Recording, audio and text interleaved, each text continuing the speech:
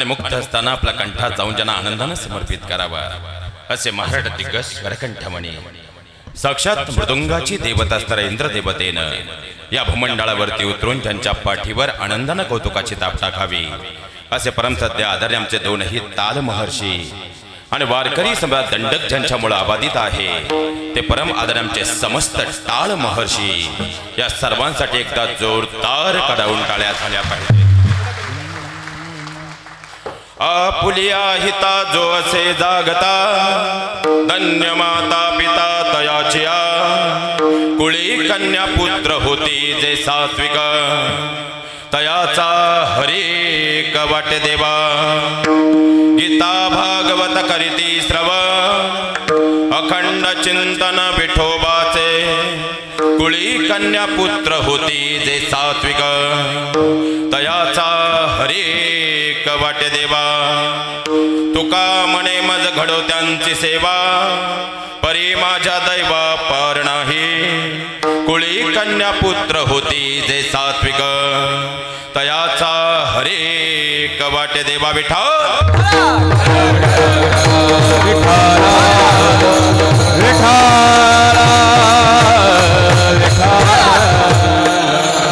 नमो विठ्ठला राजया पांडुरंगा नमो रुक्मिणी माऊली ज्ञान गंगा नमो पुंडलिका नमो चंद्रभागा नमस्कार माझा रुक्मिणी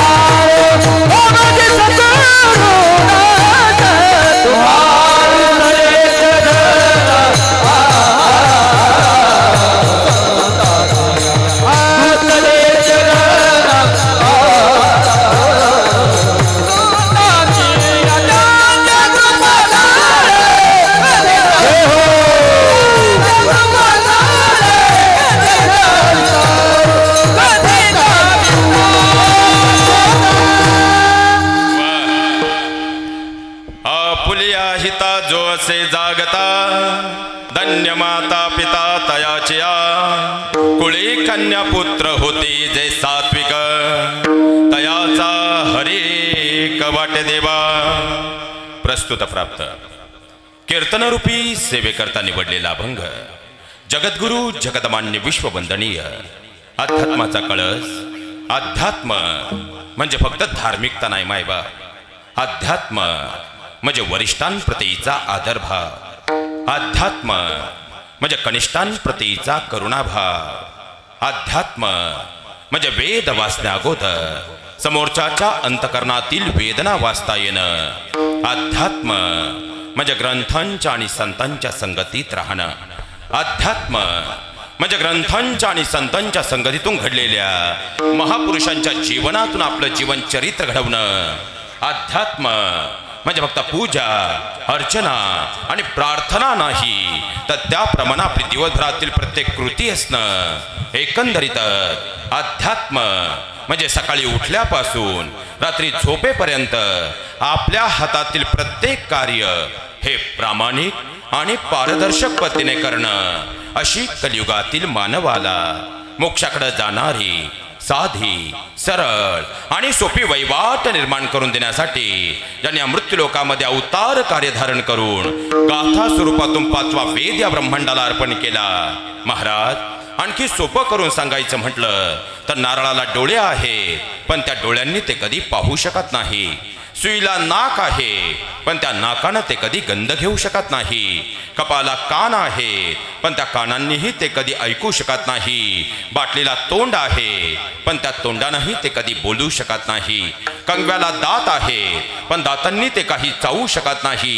टेबलालाही पाय आहेत, पण महाराज ते पायही कधी चालू शकत नाही. आणि जर बारकाईनं पाहिलं तर खुर्चीलाही हात आहेत, पण त्या हातांनी मृत्यूलोकात ते कोणतंही कर्म करू शकत नाही. अगदी त्याचप्रमाणे 84 लक्ष योनीमधून या मृत्यूलोकामध्ये या देहाला जे चैतन्य प्राप्त झालेलं आहे ते चैतन्य संसार रूपी मुगजळामध्ये अडकल्यामुळं काय कारण परत या देहाला प्राप्त झालं हेच या मृत्यूलोकात या देहाला समजलेलं नाही. आणि ते समजावून दे या देहाती चैतन्याला या मृत्यूलोकामध्ये परमानंद आनंद प्राप्त करून देण्यासाठी ज्यांनी या भूतलावर अवतार कार्य घेऊन गाथा स्वरूपातून 5वा वेद या मृत्यूलोकाला अर्पण केला. तर जगद्गुरु तुकोबारायांचा 4 चरणांचा बहुतेकांच्या पाठातील महाराज अनेक वेळा आपल्या सर्वांसमोर चिंतनाला आलेला भंग माझ्या अल्पज्ञान आणि अल्पमतीनुसार चिंतन निरूपण सेवेकरता निवडलेला आहे. विठ्ठल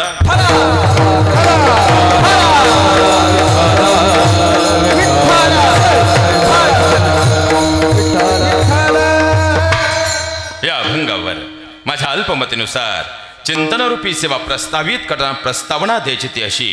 खऱ्या अर्थानं प्रातस्मरणीय गुरुवर्य हरिभक्तपरायण भागवत बाबा पुण्यतिथी सोहळा व श्री ग्रंथराज ज्ञानेश्वरी सामुदायिक पारायण सोहळा आणि त्याच अनुषंगानं गेल्या 45 वर्षांपासून अवतरणारी ही पंढरी म्हणजे सुरुवातीलाच एकदा जोरदार काढून टाळ्या समस्त ग्रामस्थांसाठी झाल्या पाहिजेत. कारण 45 वर्षांची अखंड परंपरा म्हणजे बाबा साधारणपणे 3 पिढ्यांचा संगम या मातीत दाटलेला आहे. कारण या ठिकाणी जी वयस्कर पिढी आहे त्यांच्या घामाचे थेंब या मातीत दडलेले आहेत. या ठिकाणी जी मध्यमवयीन पिढी आहे त्यांच्या आध्यात्मिक विचारांचा गंध उद्याच्या आमच्या तरुणाईपर्यंत पोचलेला आहे. आणि या ठिकाणी मोठ्या प्रमाणात तरुणाई उपस्थित आहे. आज त्यांच्या खांद्यावरती खऱ्या अर्थाने एवढ्या सुंदर नामपंढरीची धुरा आहे. आणि लक्षात घ्या महाराज तरुणाई अध्यात्मात तेव्हाच पुढे येते जेव्हा ज्येष्ठ मंडळींचा त्यांच्या पाठीवर निरपेक्ष हात असतो.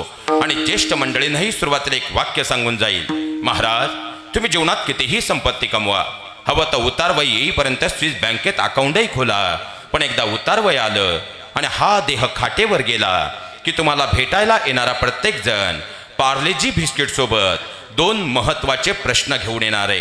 पहिला प्रश्न तुमची तब्येत कशी आहे आणि दुसरा प्रश्न तुमची लेकरं काय करतात.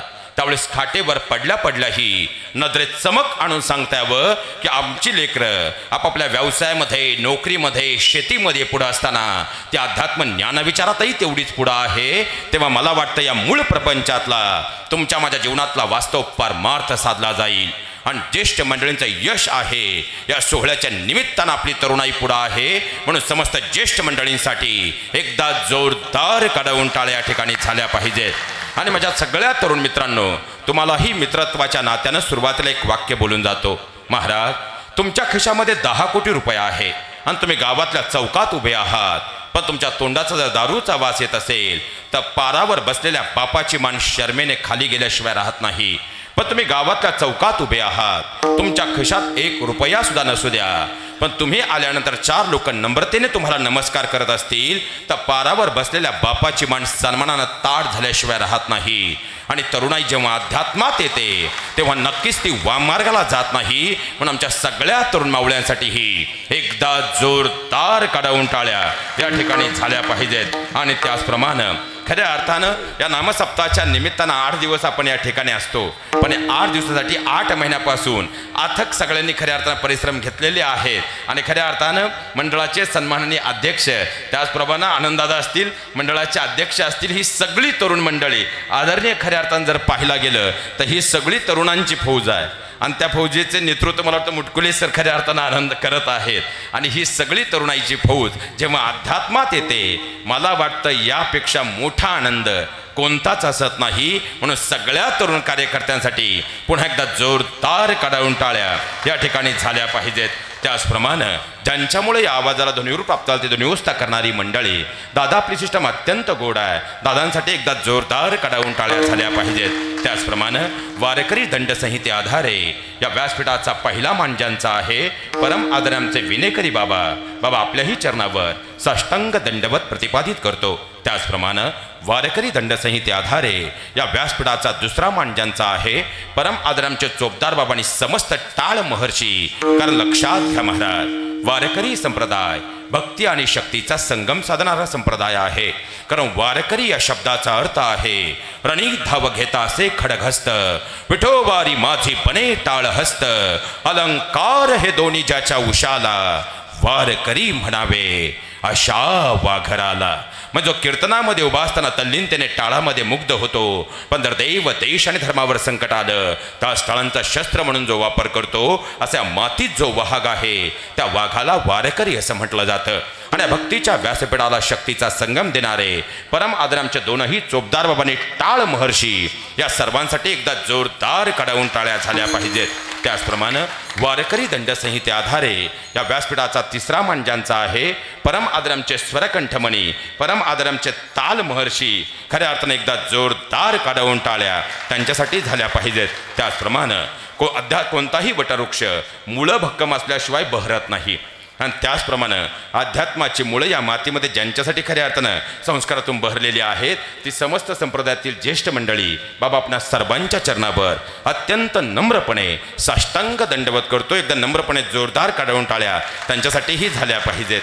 आता तुम्ही म्हणाल महाराज आधीच उशीर झालाय आणि तुम्ही बोलायला लागलेले 5 मिनिटं झाले, पण 5 मिनिटापासून तुम्ही आमच्या टाळ्याच वाजवायला लावल्या. पण चिकणीकर मंडळी एकदा अपेक्षा आहेच, एकदा जोरदार कडावून टाळ्या होणच. कारण या सगळ्या टाळ्या तुमच्यासाठी महिला वर्ग. कारण संध्याकाळी 7 वाजले आणि आपल्या हातात रिमोट आला आणि आपल्या घरात जी मराठी किंवा सन मराठी सुरू झालं की संध्याकाळी 7 वाजता तू तिथं, मी 7:30ला नको दूर जाऊ बाबा, 8 वाजता कॉन्स्टेबल मंजू आणि 8:30ला जुळली घाटग, हे सगळं सोडून तुम्ही आलात व्यक्त करतो आणि माझ्या चंदन रूपी सेवेकडे प्रस्थान करतो. विठ्ठल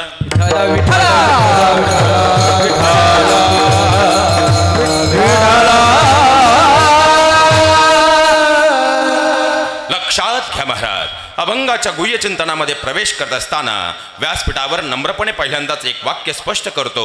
महाराज, व्यासपीठावर आज आपण अभंग सोडवणार नाही, अत्यंत नम्रतापूर्वक आपण अभंगाला अनुमोदन देणार आहोत. याचं कारण असं आहे, ज्यांच्या मुखातून अभंगाचे अमृतबोल आलेले आहेत ते जगद्गुरु तुकोबाराय आहेत. कोण तुकोबाराय? म्हणे रामेश्वर भट्ट तुझ्या, तुका विष्णू नोहे तुझ्या. म्हणजे भगवान विष्णूंचा अंश असणाऱ्या तुकोबारायांच्या मुखातील अभंग रूपाचे अमृतबोल सोडवण्याचं सामर्थ्य 5 काय, 15 काय, 25 काय, 50 काय, 5 लाख घेणारा असू द्या, 5 काय, 15 काय, 25 काय, 50 काय, तुमच्या माझ्या 5 लाख पिढ्या जरी गेल्या तरी अभंगातील एकाही शब्दाची उकल करण्याचं सामर्थ्य या मृत्यूलोकातील कोणत्याही जीवात नाही. म्हणून व्यासपीठावर आपण अभंग सोडवत नसतो, तर अत्यंत नम्रपणे त्याला अनुमोदन देत असतो. आणि आज चिंतनरूपी सेवेकरता निवडलेला अभंग आपुल्या हिता जो असे जागता, धन्य माता पिता तयाचिया. पण इथं दिसायला अभंगाचे बोल साधे सरळ आणि सोपे आहेत, पण अनुषंग जर पाहिला तिथं 2 अन्वये म्हणजे 2 अर्थ दडलेले आहेत. कारण धन्य माता पिता, तुम्ही काय टेन्शन मध्ये आहेत का? बोलत चला, धन्य माता पिता. पण इथं माता पिता हे 2 अनुषंग आहेत. पहिले माता पिता म्हणजे खऱ्या अर्थानं संत मायबाप कृपा वंत, आणि दुसरे माता पिता म्हणजे जन्म देणारे माता पिता आहेत. आणि दोन्ही अनुषंग आपल्याला पाहत असताना प्रथम अनुषंग संत मायबाप कृपा वंत. मग महाराज 84 लक्ष योनीमधून या मृत्यूलोकामध्ये हा देह प्राप्त झाल्यानंतर या देहाला संत रूपी मायबापांनी ज्या हिताचा मार्ग दाखवून जाग केलेला आहे, म्हणून आज धन्यता संत रूपी माता पित्यांना आहे. मग त्यांनी हिताचा कोणता मार्ग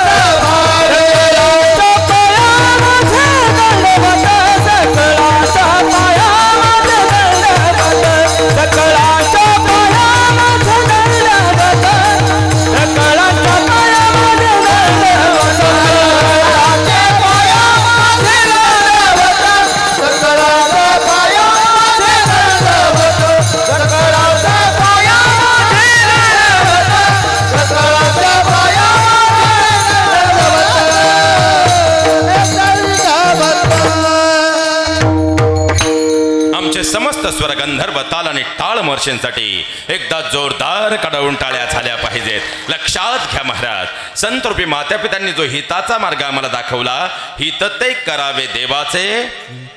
मग आता प्रश्न असा आहे की महाराज, आधीच आम्हाला दिवसभरात 24 तास कमी पडतात, कारण कामाचे तास सोडले तर आमचं सगळ्यात महत्त्वाचं काम म्हणजे इंस्टाग्राम, फेसबुक, शेअरचॅट, आणि त्यातून आम्हाला जो वेळ मिळतो तो वेळही चिंतनासाठी द्यावा, असं जर महाराजांचं मत आहे तर मग मात्र आम्ही आमच्या फायद्याशिवाय कोणतीच गोष्ट करत नाही। मग परमात्म्याच्या नामाचं चिंतन करण्याचं हित जगद्गुरु तुकोबाराय मायबाप होऊन आम्हाला सांगतात। त्यांना फायदा काय होईल? कुळी कन्या पुत्र होती जे कन्या जन्माला येईल त्या कन्येचं नाव आहे भक्ती, आणि जो पुत्र जन्माला येईल त्या पुत्राचं नाव आहे भाव। आणि भक्ती आणि भाव हे कन्यापुत्र जर जन्माला आले, त्याचा गावाला काय, जीवाला काय, तयाचा हरिक वाटे देवा। आणि महाराज, आता महिला मंडळ, पुढचा प्रश्न तुम्हाला आहे। आईनं बाळाला जन्म दिला, त्यानंतर तिचं बाईपण संपतं आणि आईपणाचा प्रवास सुरू होतो। पण आईनं बाळाला जन्म दिला, तदनंतर ती माऊली त्या लेकरापासून कायमचं दूर निघून जाते का? तर जोपर्यंत त्या आईचा शेवटचा श्वास बाकी आहे तोपर्यंत आपल्या लेकराचं बोट धरून ती अंगणवाडीच्या वर्गापासून तर विद्यापीठापर्यंत आपल्या लेकराला घेऊन जाते, कारण आपलं लेकरू जगाच्या पाठीवर सर्वश्रेष्ठ ठरावं ही त्या माऊलीची अपेक्षा असते। मग महाराज, संतरूपी मातापित्यांनीही या मृत्यू लोकामध्ये तुमच्या माझ्यासाठी असं कोणतं विद्यापीठ तयार केलं? गीता भागवत करीती अखंड चिंतन। पण महाराज, त्यानं काय होईल? अंतकरणातले काम, क्रोध, मोह, माया, लोभ हे विकार दूर होतील, हे चित्त निर्मळ होईल, आणि निर्मळ झालेलं चित्त जर परमात्म्याच्या चरणावर गेलं तर देव पहावयासी गेलो देवची होऊनी ठेलो। या नरदेहाला या मृत्यूलोकात देवत्व प्राप्त होईल, आणि या मृत्यूलोकात असे देवत्वाला जे जातील, तुका म्हणे मज घडो त्यांची सेवा, परी माझ्या दैवा पार नाही अभंगाचा सरळ भावार्थ विठ्ठला।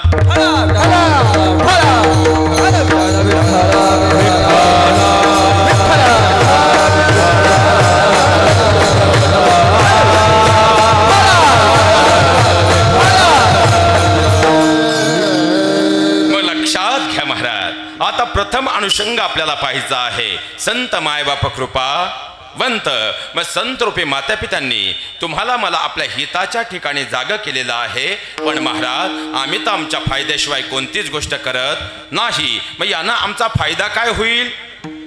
सोपं करून घेऊयात महाराज। आता जन्माला आल्यापासून मृत्यूपर्यंत तुमची माझी प्रत्येकाची धडपड सुखासाठी चाललेली आहे। मनुष्य दिवसाची रात्र करतो, रात्रीचा दिवस करतो, हाडाची काड आणि रक्ताचं पाणी करून पैसा कमवतो। कशासाठी? महाराजांना देण्यासाठी। कशासाठी? सुखासाठी। सुखासाठी बंगला बांधला। 58 वर्ष फाटकी लुंगी लावून तुम्ही मुंबई, पुण्यात, नाशिकला नोकरी केली, आणि 58ला रिटायर्ड होऊन 5-50 लाख घेऊन तुम्ही चिकणीत आले। आता प्रत्येक गावात एक टोळी आली, बाबा तुमच्या गावात आहे का नाही माहीत नाही, पण रिटायरमेंट नंतर कोणी 5-50 लाख घेऊन गावात येऊ द्या, त्याला मोकळं करेपर्यंत ही टोळी सोडित नाही। या रावसाहेब, बसा रावसाहेब, तुमच्यासारखा माणूस 4 गावात नाही रावसाहेब। फुगला रावसाहेब, मारली कुदळ, 2500 स्क्वेअर फूट गेले 25। 4च महिने गेले, तुमच्यासारखा माणूस तालुक्यात ना रावसाहेब। थोडीशी गरज आहे द्या रावसाहेब, आणखी 4 महिने गेले मोकळा रावसाहेब। 25 लाख बंगल्यात गेले, 25 लाख 3 वेळा पाहुण्याने येऊन नेले, तुम्ही झाले मोकळे। महाराज, हे माझं वाक्य नाही। अहो, दारावरच्या कुत्र्याला जर भाकर मिळाली नाही, तेही शेजारच्या घरात डोकवल्याशिवाय राहत नाही। महाराज सांगतात, जन हे सुखाचे, धिला घेतल्याचे, अंत हे काळीचे। कारण जोपर्यंत तुमच्याकडून फायदा आहे, समाज तुम्हाला जवळ करणारे, ज्या दिवशी जवळचा फायदा संपला, जवळचेही दूर करणारे आजच्या कलियुगातील वास्तवरीत आहे। आता पुढचे 1.5 तास बसल्या जागेवर मनोमन काही प्रश्नांची उत्तरं शोधत चला। सुखासाठी बंगला बांधला, सुख मिळालं? आता सुखासाठी बायको केली तर मिळतच नाही म्हणा। आता का तुमच्या का बरं आहे? खायचं बरं आहे महाराज। आता साई खिंडी सोडल्यापासून 35चे 35 नवरदेव रस्त्याला पाहत आलो, तो भंडारा पाहिला तरी उठून उभा राहतो, बा आपल्याच अंगावर पडतो काय। बरं जाऊ द्या महिला मंडळ, आता विषय निघाला इथं खरं बोला। आज जर तुम्ही खरं बोललात तर बाबांची कृपा होईल, आणि या वर्षी पप्या 100% पिवळा होईल। पण आज जर तुम्ही बोलला नाही पुढचे 5 वर्ष पप्या पिवळा होणार. फक्त खरं बोलावं लागेल. पुरुष मंडळी सगळे शांत, फक्त महिला मंडळ. सध्या महिला मंडळ शेतकऱ्याच्या मुलांना मुली मिळत, यांच्याबरोबर भांडताना घरात जेवढ्या मोठ्यानं भांडताना तेवढ्या मोठ्यानं सांगा. सध्या शेतकऱ्याच्या मुलांना मुली मिळत. आपला पप्या यंदाही पिवळा होईल असं वाटत नाही. यंदा तरी आपल्या पप्याला गुड्डी मिळेल असं वाटत. बरं जाऊ द्या महिला मंडळ. ज्यांना वाटतं महाराज शेतकऱ्याच्या मुलांना मुली मिळायलाच पाहिजेत, त्या सगळ्यांनी आज एकदा जोरदार कडाळून टाळी वाजवा. सर बरेच नवरदेव राहिले तुमच्या भागात. बरं महिला मंडळ तुमची सगळ्यांची इच्छा आहे ना आता शेतकऱ्याच्या मुलांना मुली मिळायलाच पाहिजेत. मग इथं बसलेली कोणती आई मला सांगेल महाराज आज बसल्या जागेवर माझे डोळे उघडले. आता बसल्या जागेवर मी शपथ घेते का यापुढे मी माझी गुड्डी शेतकऱ्याच्याच मुलाला देईल. फक्त तेवढ्याच आहे. आता बोटवर करा. काय लबाड दुनिया आहे महाराज. माझी गुड्डी फ्लॅटमध्ये गेली पाहिजे पण माझ्या पप्याला गुड्डी मिळाली. बरं जाऊ द्या महिला मंडळ. तुम्हाला आता शेतकरी जावई चालत नाही. तुमच्या लेकीला शेतकरी नवरा नको आहे. पुण्यात आमच्या ऑफिसच्या बाजूलाच IT पार्क आहे आणि या वर्षी बाबा जवळजवळ माझे ITचे 90 ते 92 मित्र लग्नाचे आहेत, ज्यांचा पगार 90 ते 92 हजार, 11 साडे 11 लाख रुपये पॅकेज आहे.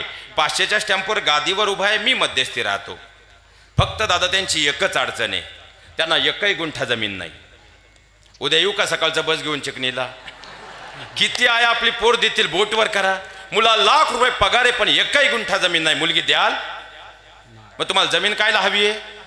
कारण तुम्हालाही माहिती आहे उद्या जर त्याची नोकरी गेली तर कमीत कमी ही काळी आई त्याला उपाशी मारणार नाही. मग माझ्या बहिणींनो एकच विचार करा, जर ही काळी आई त्याला उपाशी मारणार नाही तर काळ्या आईची सेवा करणारं माझं शेतकऱ्याचं पोरग तुमच्या लेकीला उपाशी ठेवेल का?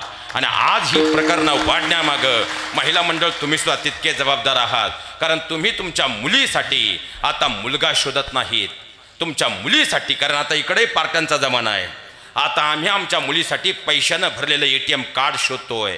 आणि इथं बसलेल्या ज्या आयांनी आपल्या मुलीसाठी मुलगा नाही तर फक्त पैशानं भरलेलं ATM कार्ड शोधलं असेल, उद्या तुमच्या मुलीला कितीही सासरवाद झाला तरी तुम्हाला बोलण्याचा कुठलाही अधिकार नाही. कारण तुम्ही तुमच्या मुलीसाठी मुलगा नाही ATM कार्ड निवडलं होतं. हे जीवनात कधी विसरू नका. विठ्ठल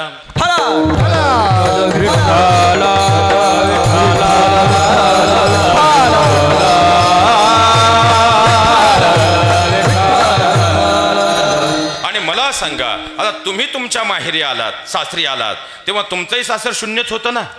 पण तुम्ही रात्रीचा दिवस आणि दिवसाची रात्र काबाड कष्ट करून एकमेकांच्या खांद्याला खांदा लावून तुमचं सासर घडवलं. आणि आता तुमच्या मुलीसाठी तुम्ही सगळं फुकट पाहताय. अहो जे अवताराला आले त्यांना या मृत्यूलोकात काही फुकट मिळत नाही, मग अवतावाल्याला फुकट मिळेल का? एवढा विचार जरी आम्ही करू शकलो आयुष्य सोन्यासारखं सुखी झाल्याशिवाय राहणार नाही. हे सगळ्यात महत्वाक्य आहे. आता खऱ्या अर्थानं जर पाहायला गेलं, जाऊ द्या पण मध्यस्थी चांगला होता, मिळाली. 2.5 लाख हल्ला भाडं दिलं, 3.5 लाखाचा गावची जिरवाई DJ आणला आणि सगळ्या मित्रांना व्हॉट्सअपला SMS करून एकत्र करून फुलाची गाडी सजवली आणि वर मोर बसवला. आणि त्या गाडीत वाजत गाजत जी बायको घरी आणली, काळजावर हात ठेवून फक्त खरं बोला, तीच तुम्हाला मला काय म्हणती? आता आम्ही काय येगळे का बाबा? तुमच्या पुढे आल्यावर बोलवतो ना, सप्त्याला 7 दिवसांनी घरी गेल्यावर सोपं आहे. तीच तुम्हाला मला काय म्हणती? तुम्हाला काही कळत नाही, तुम्हाला काही कळत तरी आपलं येडं म्हणतं बायको प्रेम करती. बायकोच्या प्रेमाचा झटका आहे. आता सुखासाठी बायको केली मान्य, मग सुख मिळालं. उत्तर इथं देऊ नका, 10 नंतर घरी जायचंय. सुखासाठी पप्या जन्माला आला, तोच म्हणतो माझ्या पप्पानं माझ्यासाठी काहीच कमवून ठेवलं नाही. सुखासाठी बाण कोरली, ही तर नवीनच टोळी आली बुवा.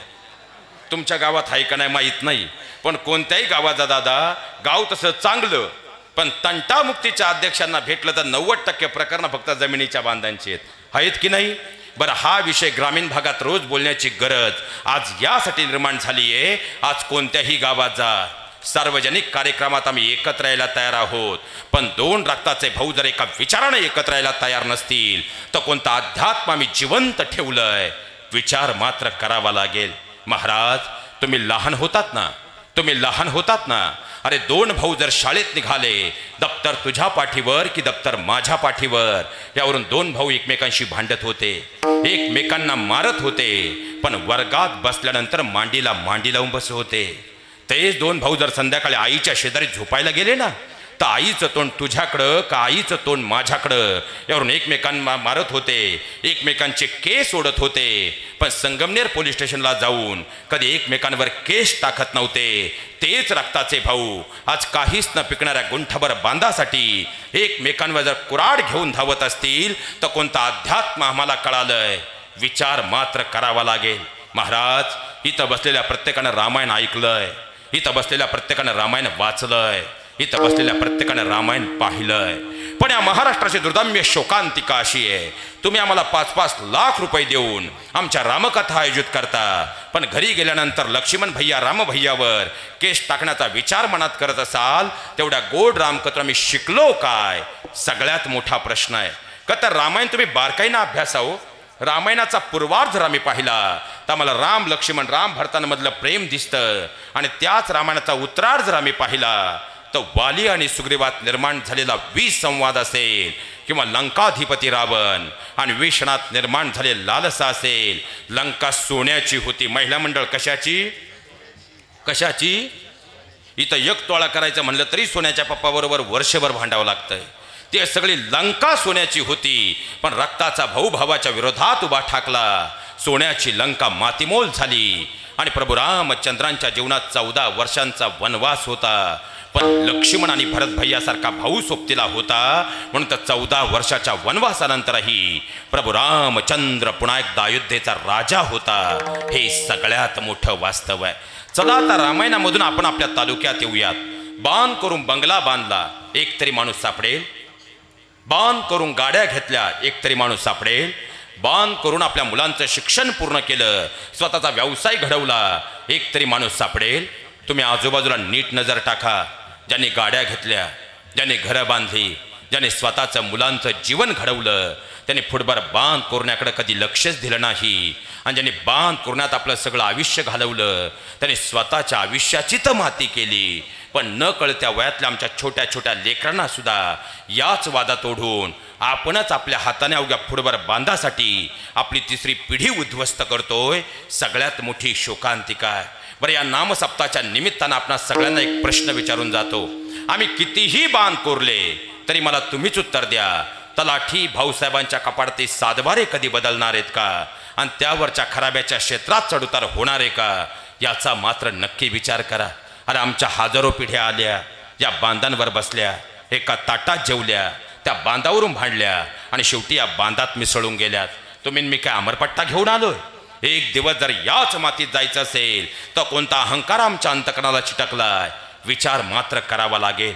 आणि आज इथं जेवढी ज्येष्ठ मंडळी आहे, तुमचा मुलगा म्हणून व्यासपीठावरून तुमच्या पायावर डोकं टेकून आज तुम्हाला कळकळीची नम्रतेची विनंती करून जातो. महाराज, अत्यंत नम्रपणे सांगतो, माझं कीर्तन जर तुम्हाला पटलं नाही तर मरेपर्यंत मला तुमच्या गावात कधी बोलू नका, पण आज तुमचा मुलगा म्हणून कळकळीची विनंती तुमच्या पायावर करतो. मागच्या पिढ्यांपासून या फुटभर जमिनीच्या बांधांचे वाद तुमच्यापर्यंत आले.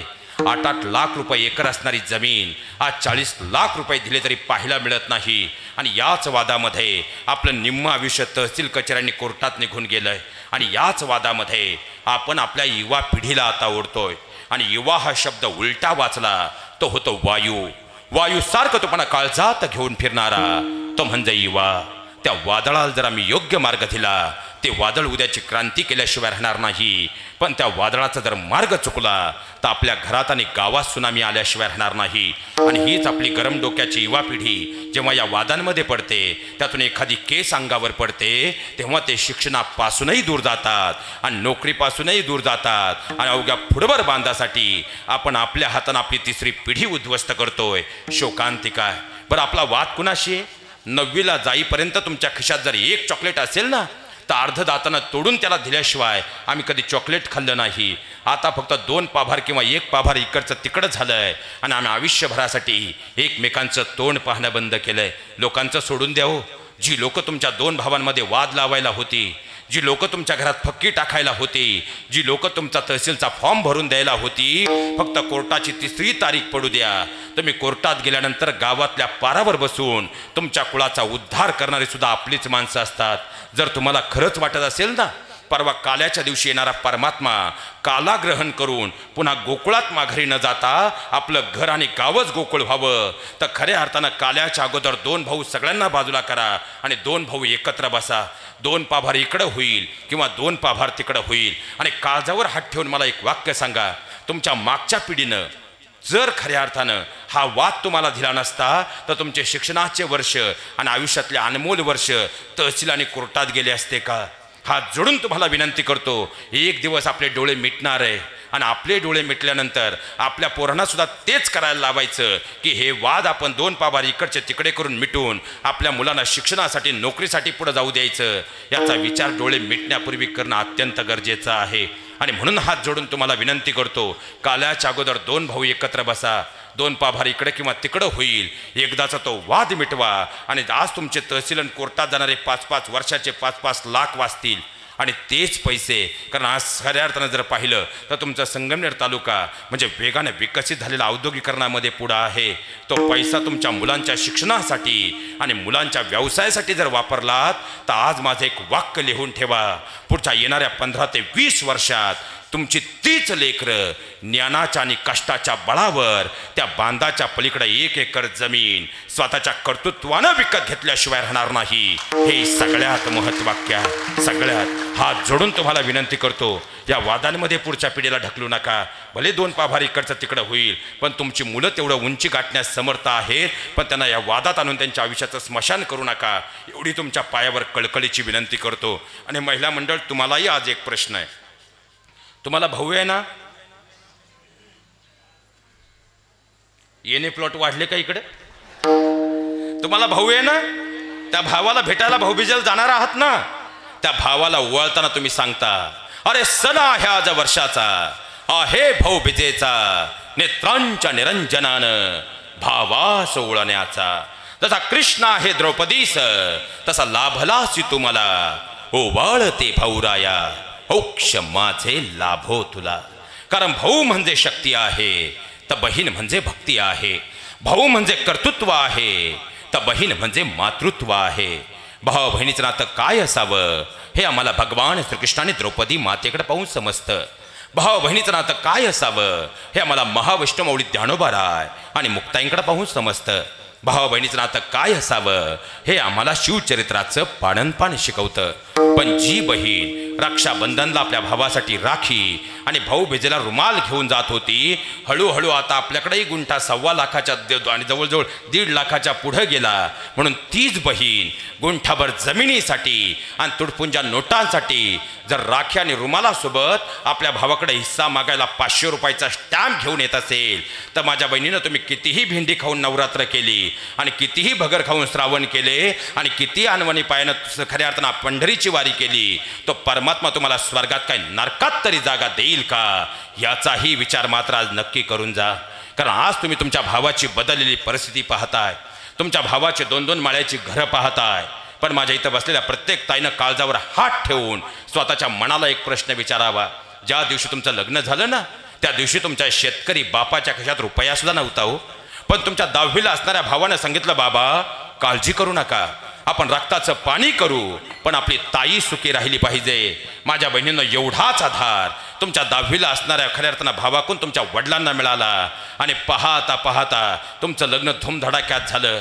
अरे तुमच्या भावाचं लग्न होईपर्यंत तो फक्त तुमच्या लग्नाचं कर्जच फेडत होता आणि त्याच भावाला फक्त गुंठाभर जमिनीला लाखाचा भाव आला. म्हणून तुटपुंजा नोटांसाठी जर रक्ताची नाती दूर करणार असाल तर गोकुळातून येणारा परमात्मा घर आपलं जर गोकुळच झालं नाही तर इथं वास्तव्य करेल का या प्रश्नाचं उत्तर शोधण्याचा प्रयत्न केला तरी आपला संबंध सप्ताह सफल झाल्याशिवाय राहणार नाही. सगळ्यात महत्वाक्य आहे विठ्ठल.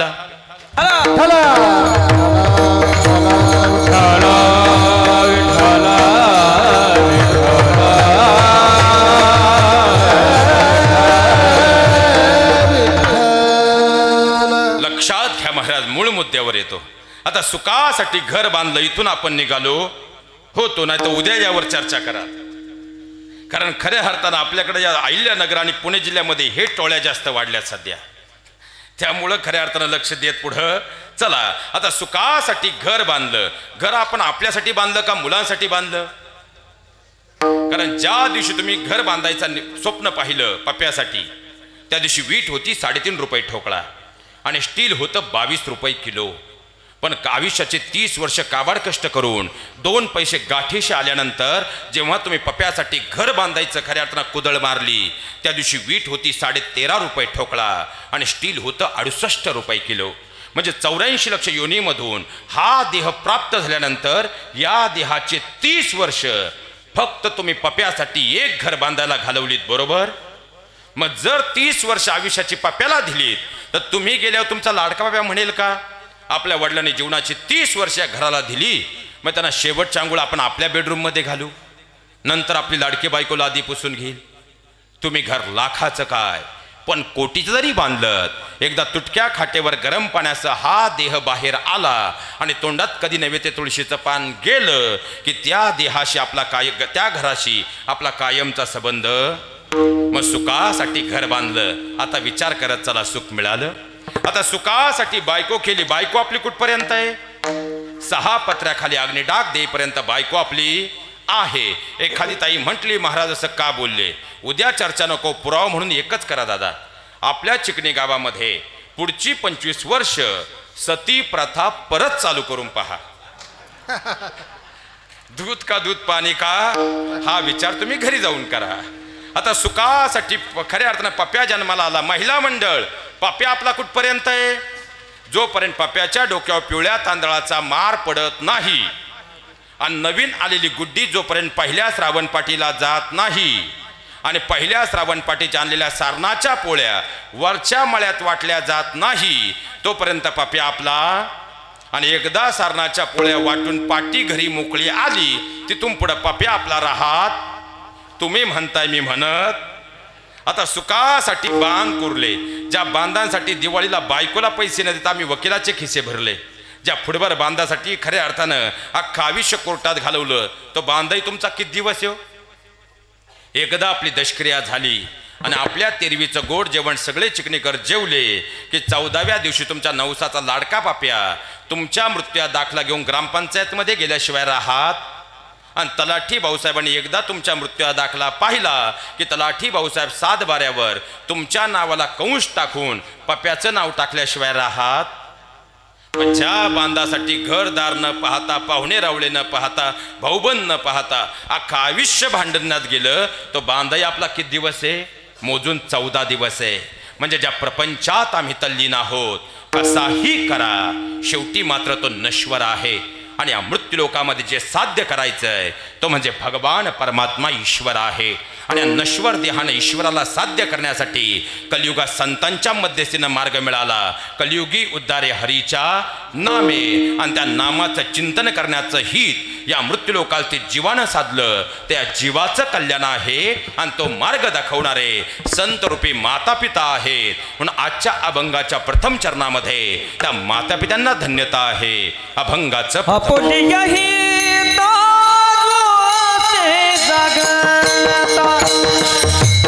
पिता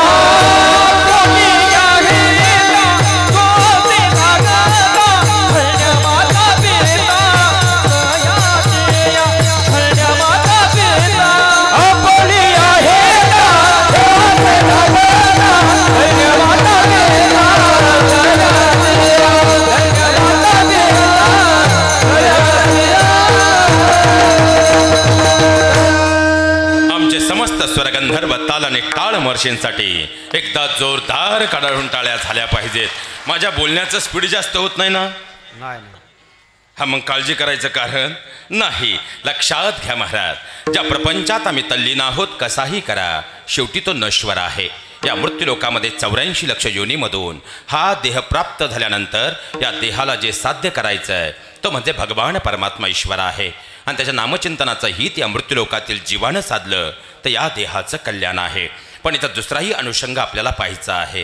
पहिला अनुषंग संत मायबाप कृपावंत आणि दुसरा अनुषंग म्हणजे जन्म देणारे माता पिता आहेत. आता खऱ्या अर्थानं माझा तुम्हाला एक प्रश्न आहे, कारण प्रत्येकाला वाटतं नश्वर देहाला ईश्वर प्राप्त झाला पाहिजे, बरोबर ना? 1500 आले नाहीत का बोलत? चला आता मला सांगा, ज्यांना वाटतं महाराज आम्हाला देव भेटावा त्याने एकदा जोरदार टाळी वाजवा. वा. आणि ज्यांना वाटतं महाराज आम्हाला स्वर्ग मिळावा त्याने एकदा जोरदार टाळी वाजवा. वा.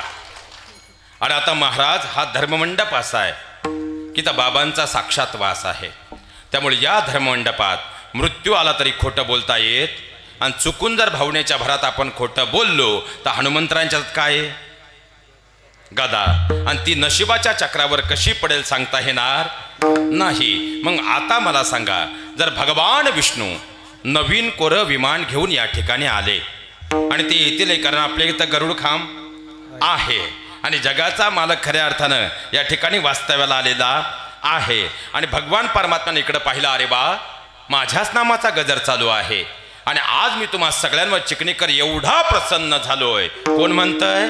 भगवान विष्णू, की आज मी तुम्हा सगळ्यांना सदेह वैकुंठाला न्यायला आलोय. कसं कसं? सदेह. फक्त कीर्तन झालं की आज घरी कुणीही जायचं, तिकडं पप्याचं लग्न होऊ, गुड्डीचं लग्न होऊ, सगळ्यांनी येऊन विमानात घरी कुणी जायचं.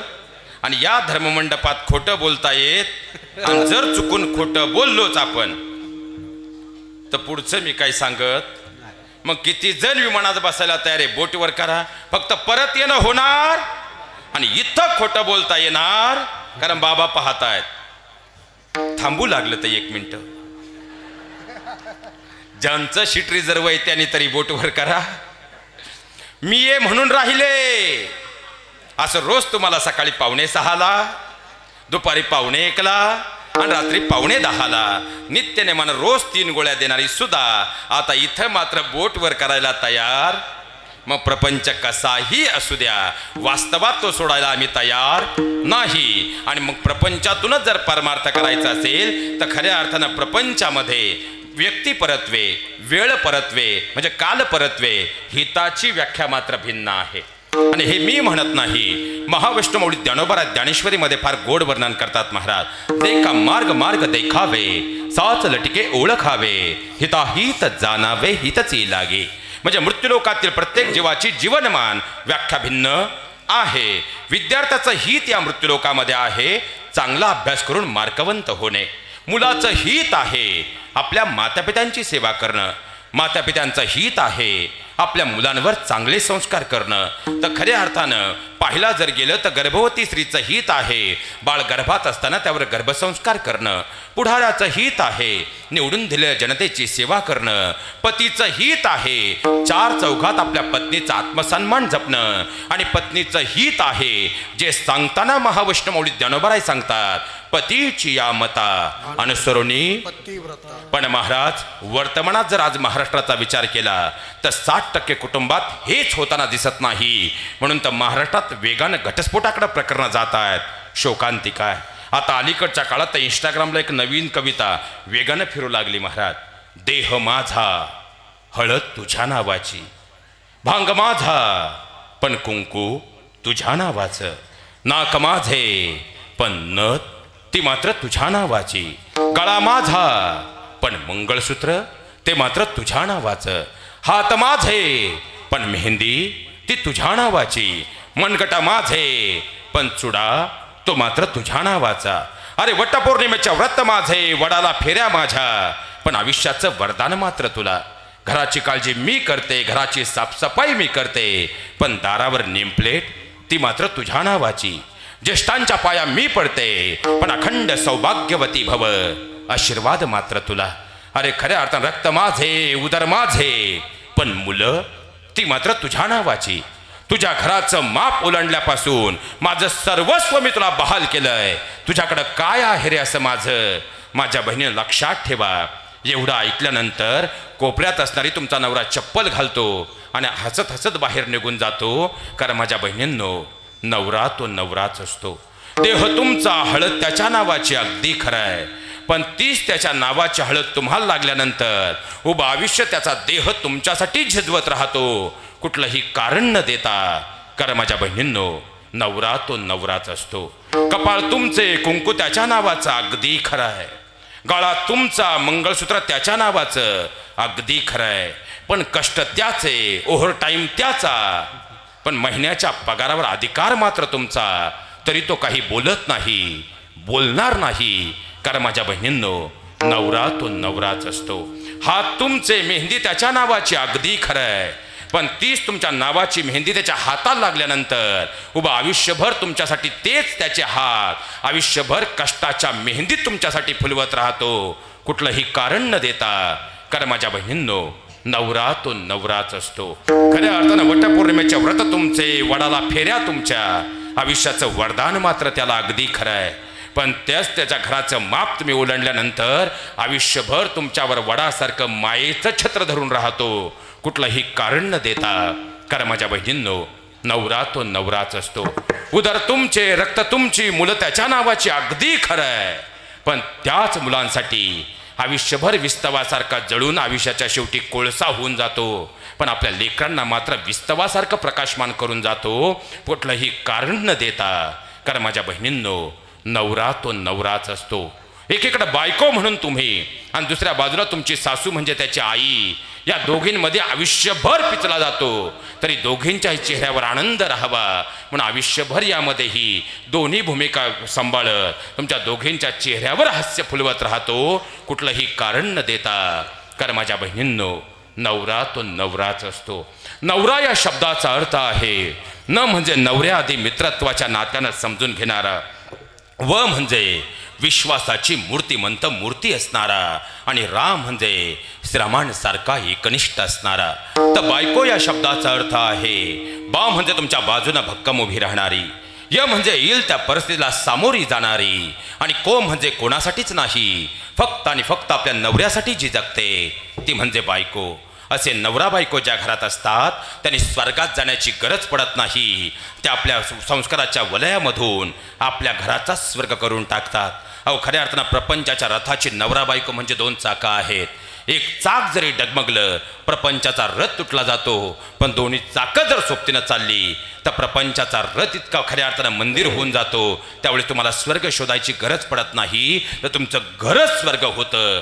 हे सगळ्यात मोठं वास्तव आहे.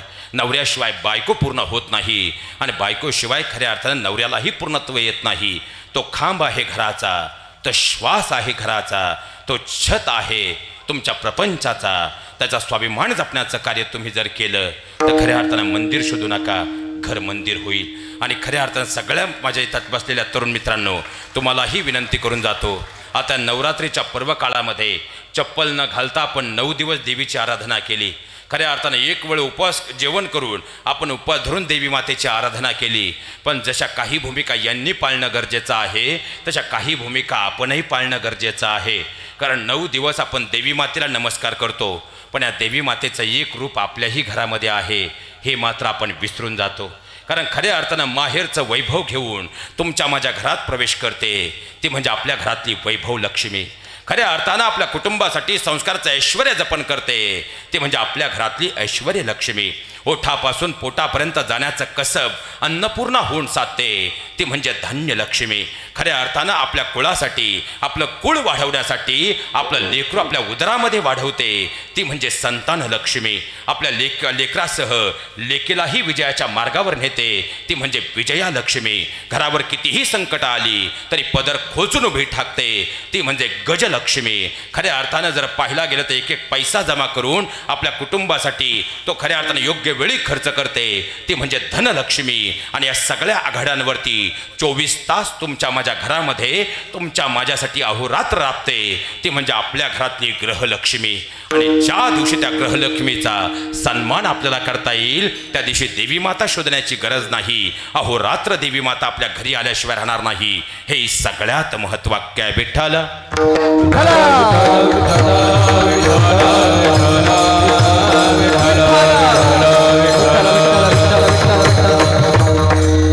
एकदा जोरदार काढा उंटाळ्या होऊनच जाऊ द्यात महाराज.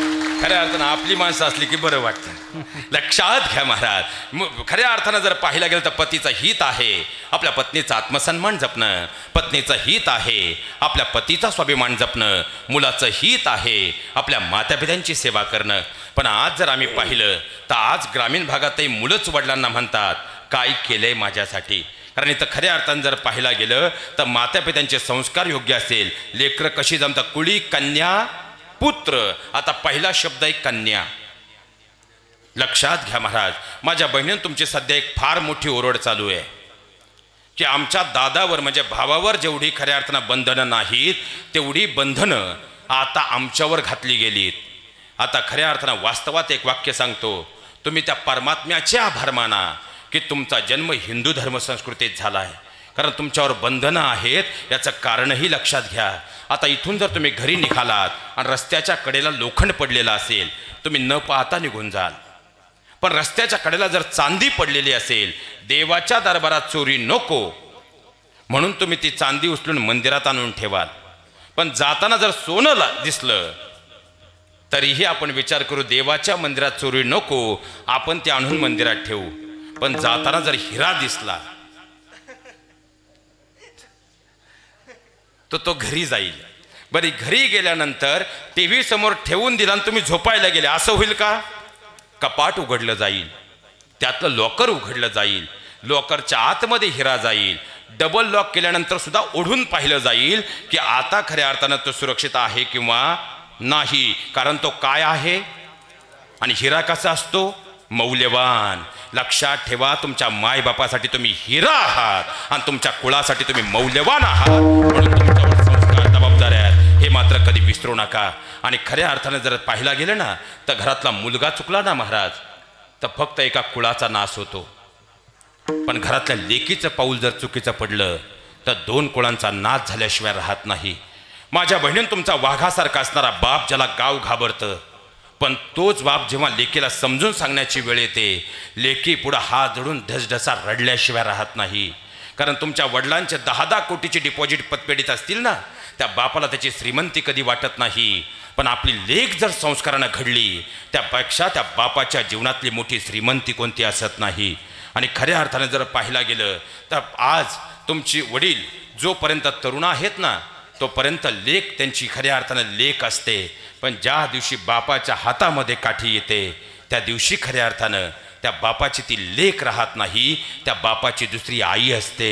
आणि म्हणून खऱ्या अर्थानं बापाच्या जीवनामध्ये सगळ्यात मोठी श्रीमंती. कारण तुमच्या वडिलांना गाव गरीब म्हणू द्या, त्याला वाईट वाटत नाही. पण खऱ्या अर्थानं जेव्हा लेकीचं पाऊलं चुकतात तेव्हा त्या बापाला मेल्याहून मेल्यासारखं झाल्याशिवाय राहत नाही, शोकांतिका आहे. आणि खऱ्या अर्थानं जर पाहिलं तर तुमचं पाऊल जर चुकलं ना तुमची आई रडून तरी मोकळी होते हो. पण तुमच्या शेतकरी बापाला रडताही येत नाही, बोलताही येत नाही आणि कुणाला सांगताही येत नाही. म्हणून हा बाप शेताच्या बांधावर जातो, इकडं तिकडं कुणी नाही हे तपासतो आणि त्या बांधावर गुडघ्यात डोकं घालून हमसून रडत राहतो. आणि रडताना मात्र शब्दांमधून बोलता येत नाही. म्हणून आपण निघून गेलेल्या लेकीला पत्राच्या माध्यमातून आपल्या अंतकरणातल्या भावना त्या लेकीपर्यंत पोचवत राहतो. तो बाप त्या लेकीला साथ घालत सांगत राहतो, प्रिय बाळा, मोबाईलच्या जमान्यातही मी तुला आज पत्र लिहितोय. कारण अगदी तसंच आहे. कारण खऱ्या अर्थानं तू कॉलेजला जात असताना तुझी काळजी वाटत होती म्हणून मित्राकडे उसने पैसे घेऊन तुला घेतलेला मोबाईल तर काल दुपारपासून तू बंद करून ठेवलास लेकरा. तू तर फक्त मोबाईल बंद केलास रे, पण कालपासून गावाच्या, समाजाच्या, शेजारच्यांच्या नजरा चुकवत तुझ्या आईनं तर घराचा दरवाजाच बंद केलाय लेकरा. पण राहून राहून तुझ्या या शेतकरी बापाच्या मनात एकच प्रश्न येतोय, का केलंस असं? काय चूक हो तुझ्या आईची जिनं आयुष्यभर घासातला घास तुझ्यासाठी काढून ठेवला? काय चूक हो तुझ्या दादाची ज्यानं तुझ्यासाठी रक्षाबंधन भाऊबीजेला पॉकेट मनीचे पैसे साठवून तू मागेल ते दिलं. काय चूक हो तुझ्या बापाची, ज्यानं तुझ्या कल्याणाच्या स्वप्नासाठी दिवसाची रात्र आणि रात्रीचा दिवस केला. काय चूक होती बाळा आम्हा साऱ्यांची की क्षणात मात्र आमचं प्रेम विसरलीस. ज्या आईनं 9 महिने 9 दिवस तुला गर्भात ठेवलं, तिच्या पोटात तू लात मारली तरी आनंदानं जिनं पोटावरून हात फिरवला, क्षणात त्या आईचं प्रेम विसरली. ज्या बापानं तुझ्यासाठी आपलं आयुष्य पणाला लावलं, क्षणात तुझ्या या बापाचं प्रेम विसरली. ज्या दादानं तुझ्यावर सुरक्षेचं मायेचं छत्र धरलं, त्या तुझ्या लाडक्या दादाचंही क्षणात प्रेम विसरून गेली. बाळा तुला आठवत नसेल रे, आणि आठवेलही कसं म्हणा. तू तुझ्या आईच्या गर्भात होती, रात्रीचा 1:30चा सुमार होता, तुझ्या आईचं पोट दुखू लागलं. दवाखान्यापर्यंत तिला घेऊन गेलो. बाळा आजपर्यंत तुझ्या बापानं त्याची गरिबी तुला कधी सांगितली नाही आणि त्या गरिबीची तुला कधी जाणीव होऊ दिली नाही. पण आज तुझ्या शेतकरी बापाची गरिबी तुला सांगतो. अरे तुझी आई ॲडमिट झाल्यानंतर मला डॉक्टरांनी सांगितलं बाळाचे पाय फिरलेत, पाणी कमी झालंय, सिजरच करावं लागेल, ओपीडी जाऊन 60,000 रुपये जमा करा. बाळा तुझ्या शेतकरी बापाच्या खिशात उगे 5,000 रुपये होते रे. रात्रीच्या 2 वाजता मित्रांचे उंबटे झिजवले, मित्रांच्या पायावर डोकं टेकवलं आणि कुठून तरी पैसे जमा केले. बाळा माझे मित्र मला सांगत होते, अरे तुझ्या घरी लेक आली आणि लेक म्हणजे धनाची पेटी. पण माझ्या सगळ्या मित्रांना मी आयुष्यभर सांगत राहिलो, माझ्या घरी माझी लेक नाही, माझ्या घरी साक्षात माझी लक्ष्मी आली. म्हणून तर बाळा तुला घराच्या आत घेताना कुंकवाच्या पावलांनी तुला घरात घेतलं, कारण तू फक्त माझी लेक नव्हती तर माझ्या घराची, माझ्या कुळाची तू लक्ष्मी होतीस. बाळा तू जन्माला आली ना, माझे सगळे मित्र माझ्याकडे बर्फी मागत होते, पण माझ्याकडे रुपया सुद्धा नव्हता रे. माझ्या 4 मित्रांकडून उसने पैसे घेतले, पण सगळ्या गावाला तू येण्याच्या आनंदात बर्फी चारली. पण बाळा काल दुपारी तू निघून गेल्यापासून तुझ्या जन्माची बर्फी खाली 30 लोक आता माझ्या तोंडात शेण घालतायत. बाळा का केलंस असं? काय चूक होती आम्हा साऱ्यांची, क्षणात आम्हाला परक करून गेली. बाळा कालपासून तुझ्या आईनं घराचा दरवाजा उघडला नाही. का? तिची लेक सासरी गेली म्हणून नाही, तिची लाडाची लेक कुणातरी हात धरून घरातून निघून गेली ना म्हणून. कालपासून गावात हुंदडणारा 24 तास तुझा दादा गावाच्या वेशीवरही गेला नाही. का? त्याची ताई सासरी गेली म्हणून नाही, त्याची लाडाची ताई कुणातरी हात धरून घरातून निघून गेली ना म्हणून. कालपासून तुझा हा बाप दूध डेअरीवरही गेला नाही. का? त्याची लाडाची लेक सासरी गेली म्हणून नाही, त्याची लाडाची लेक कुणातरी हात धरून घरातून निघून गेली ना म्हणून. बाळा अरे खऱ्या अर्थानं काहीतरी तुझ्या बापाचं चुकलंच असेल रे, म्हणून तर माझ्या चिवूचा जीव भलतीकडे अडवून पडला. बाळा तू म्हणत असशील तो तुझा प्राण आहे, तो तुझा श्वास आहे, तो तुझा जीव आहे. पण 1 वर्षाच्या क्षणिक प्रेमात तुला तुझा तो जीव वाटू लागला. पण हा बाप तुझ्यासाठी जीव देऊ शकतो हे 20 वर्षात नाही कळालं तुला. अरे लहानपणी चिवूचा काऊचा म्हणत एक घास तुला भरवत होतो, तू माझा हात धरायची आणि तो घास खऱ्या अर्थानं मला भरवायची. बाळा तुला जायचंच होतं ना रे, तर एक काम करायचं ना, तुझ्या गोड हाताने गोड शिरा बनवला असता, त्यात थोडं विष टाकलं असतं आणि चिवूचा काऊचा म्हणत तो घास मला भरवला असता ना, तर सकाळी जागच आली नसती, हा दिवस पाहण्याची वेळच आली नसती. झाली चूक तुझी आज नाही कळायची, पण कधी जर माघारी फिरण्याची वेळ आली तर खऱ्या अर्थानं पुन्हा धावते. भले हा बाप मारेल, रागवेल, डोळे मोठे करेल, पण पुन्हा तुला कुशीत घेईल, कारण हा तुझा बाप आहे, हा तुझा बाप आहे. बाप करी जोडी गुरांनी ओढी, बाप करी जोडी गुरांनी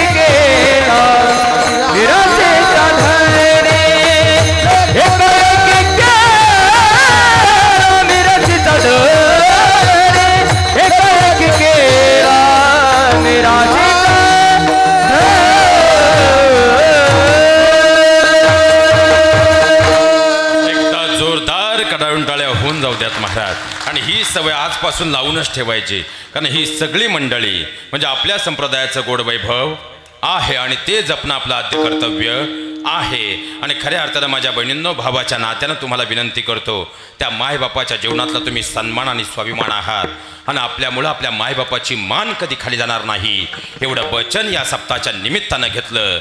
गोकुळ शोधायची गरज नाही, आपलं घरच गोकुळ झाल्याशिवाय राहणार नाही, हे सगळ्यात महत्वाक्य आहे. आता दुसरा शब्द आहे पुत्र. आता मुलं प्रत्येकाच्या घरात जन्माला येतात महाराज, पण पुत्र प्रत्येक घरात जन्माला येत, कारण पुत्र कुणाला म्हणावं, जो पितरांचा उद्धार करतो त्याला पुत्र असं म्हणतात. आणि सध्या आता आपणच विचार करा, आपली मुलं आहेत का पुत्र? पण सध्याची तरुणाई 4 रोगानं ग्रासली महाराज. पहिलं म्हणजे मोबाईलचं व्यसन आहे, दुसरं म्हणजे प्रेमाचं व्यसन आहे, तिसरं म्हणजे राजकारणाचं व्यसन आहे, आणि चौथं दारू अंमली पदार्थांचं व्यसन आहे. आता त्यातलं पहिलं व्यसन म्हणजे मोबाईलचं व्यसन आहे. माझ्याकडे वेळ कमी, एका वाक्यात पुढे सरकतो. आज मोबाईलवरती मी जास्त बोलणार नाही, पण एक वाक्य मात्र नम्रपणे बोलून जातो. महाराज, खऱ्या अर्थाने ज्या दिवशी नवरा कोणतीही भीती मनात न आणता आपल्या मोबाईलचा पासवर्ड काढून आपला मोबाईल आनंदानं 24 तासांसाठी आपल्या बायकोकडे देण्याचं धाडस करेल, आणि ज्या दिवशी बायको कोणतीही भीती मनात न आणता आपल्या मोबाईलचा पासवर्ड काढून आपला मोबाईल आनंदानं 24 तासांसाठी आपल्या नवऱ्याकडे देण्याचं धाडस करेल, त्या दिवशी मोबाईलचा चांगलाही वापर आहे असं म्हणण्याचं या व्यासपीठावर मीही धारिष्ट करू शकेल.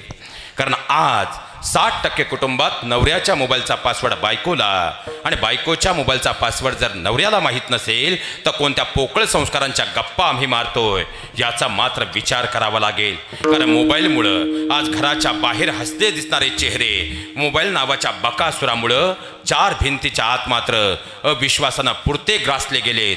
सगळ्यात मोठी शोकांतिका आहे. आणि आज खऱ्या अर्थानं माझ्या बहिणींनो, मला माहीत नाही हा विषय या व्यासपीठावर मांडण्याचा आहे किंवा नाही.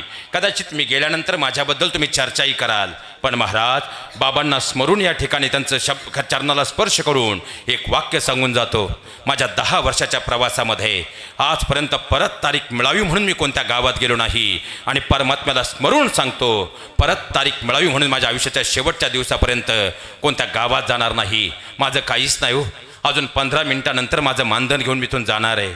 उद्या तुमच्या कुटुंबावर वेळ आली त्याची झळ मला कधी बसणार नाही, पण आज जी लोक तुमच्या सोबत आहे फक्त तुमच्या कुटुंबावर वेळ येऊ द्या, हसायला सुद्धा आपलीच लोक असणार आहेत. हे सगळ्यात मोठं वास्तव आहे, आणि म्हणून आजच्या काळाला आरसा दाखवणं काळाची सगळ्यात मोठी गरज आहे. आणि तुमचा भाऊ म्हणून तुम्हाला एक विनंती करून जातो, जशा कामाला जाणाऱ्या टोळ्या आहेत ना, अशा आता रिकामटेकड्या तरुण पोरांच्या टोळ्या उभ्या राहिल्यात, ज्या 24 तास ऑनलाईन राहून तुमच्या मोबाईलवरती हाय हॅलोच्या रूपानं तुमच्या मेसेंजरवर धडका मारण्याचा प्रयत्न करतायत. आणि चुकून भावनेच्या भरामध्ये तुम्ही जर तुमच्या मेसेंजरचं दार उघडलं तर सोन्यासारख्या प्रपंचाची माती व्हायला फार वेळ लागत नाही. हे सगळ्यात मोठं वास्तव आहे. आणि आज जर खऱ्या अर्थानं तुम्ही वारंवार पाहिलं तर सोशल साईडवरती वारंवार OTP पडतायत, आणि आपल्या मनात एकच प्रश्न येतो की आपण एकदाही पासवर्ड बदलला नाही तरी हे OTP का पडतायत. याचं कारण असं आहे, आज खऱ्या अर्थानं नायजेरियासारख्या स्टेटमध्ये हॅकरनं मोठमोठ्या कंपन्या उभ्या केल्यात, आणि हे हॅकर रात्रंदिवस तुमच्या मोबाईलवरती तुमचा मोबाईल हॅक करण्याचा प्रयत्न करतायत. आणि आश्चर्याची गोष्ट म्हणजे आपल्या महाराष्ट्रामध्ये सुद्धा त्यांनी मराठी मुली यासाठी कामाला ठेवल्यात, आणि त्या 10 अंकी नंबरवरून तुम्हाला SMS करतायत. आणि चुकून जर तुम्ही व्हॉट्सअप व्हिडिओ कॉल उचलला गेला AI सारख्या सॉफ्टवेअरमध्ये पुढच्या 2 मिनिटामध्ये तो कॉल, कारण खऱ्या अर्थानं दिसायला नंबर 10 अंकी असतो, पण चेक इन डिव्हाइस म्हणजे डिव्हाइस चेक करे ऑप्शनला जर तुम्ही क्लिक केलं त्याच नंबरच्या खाली लिंकमध्ये एक 12 अंकी नंबर आहे, आणि जो नायजेरियामधून ॲक्टिवेट असतो, आणि पुढच्या काही क्षणामध्ये तो कॉल तिथं कनेक्ट होतो, आणि AIचा वापर करून पुढच्या काळात तोच व्हिडिओ इतका विविध पद्धतीने एडिटिंग केली जातो की मुलांना पालकांनाही सांगता येत नाही, आई वडिलांनाही सांगता येत नाही, आणि मुलं आत्महत्येचा मार्ग स्वीकारतात.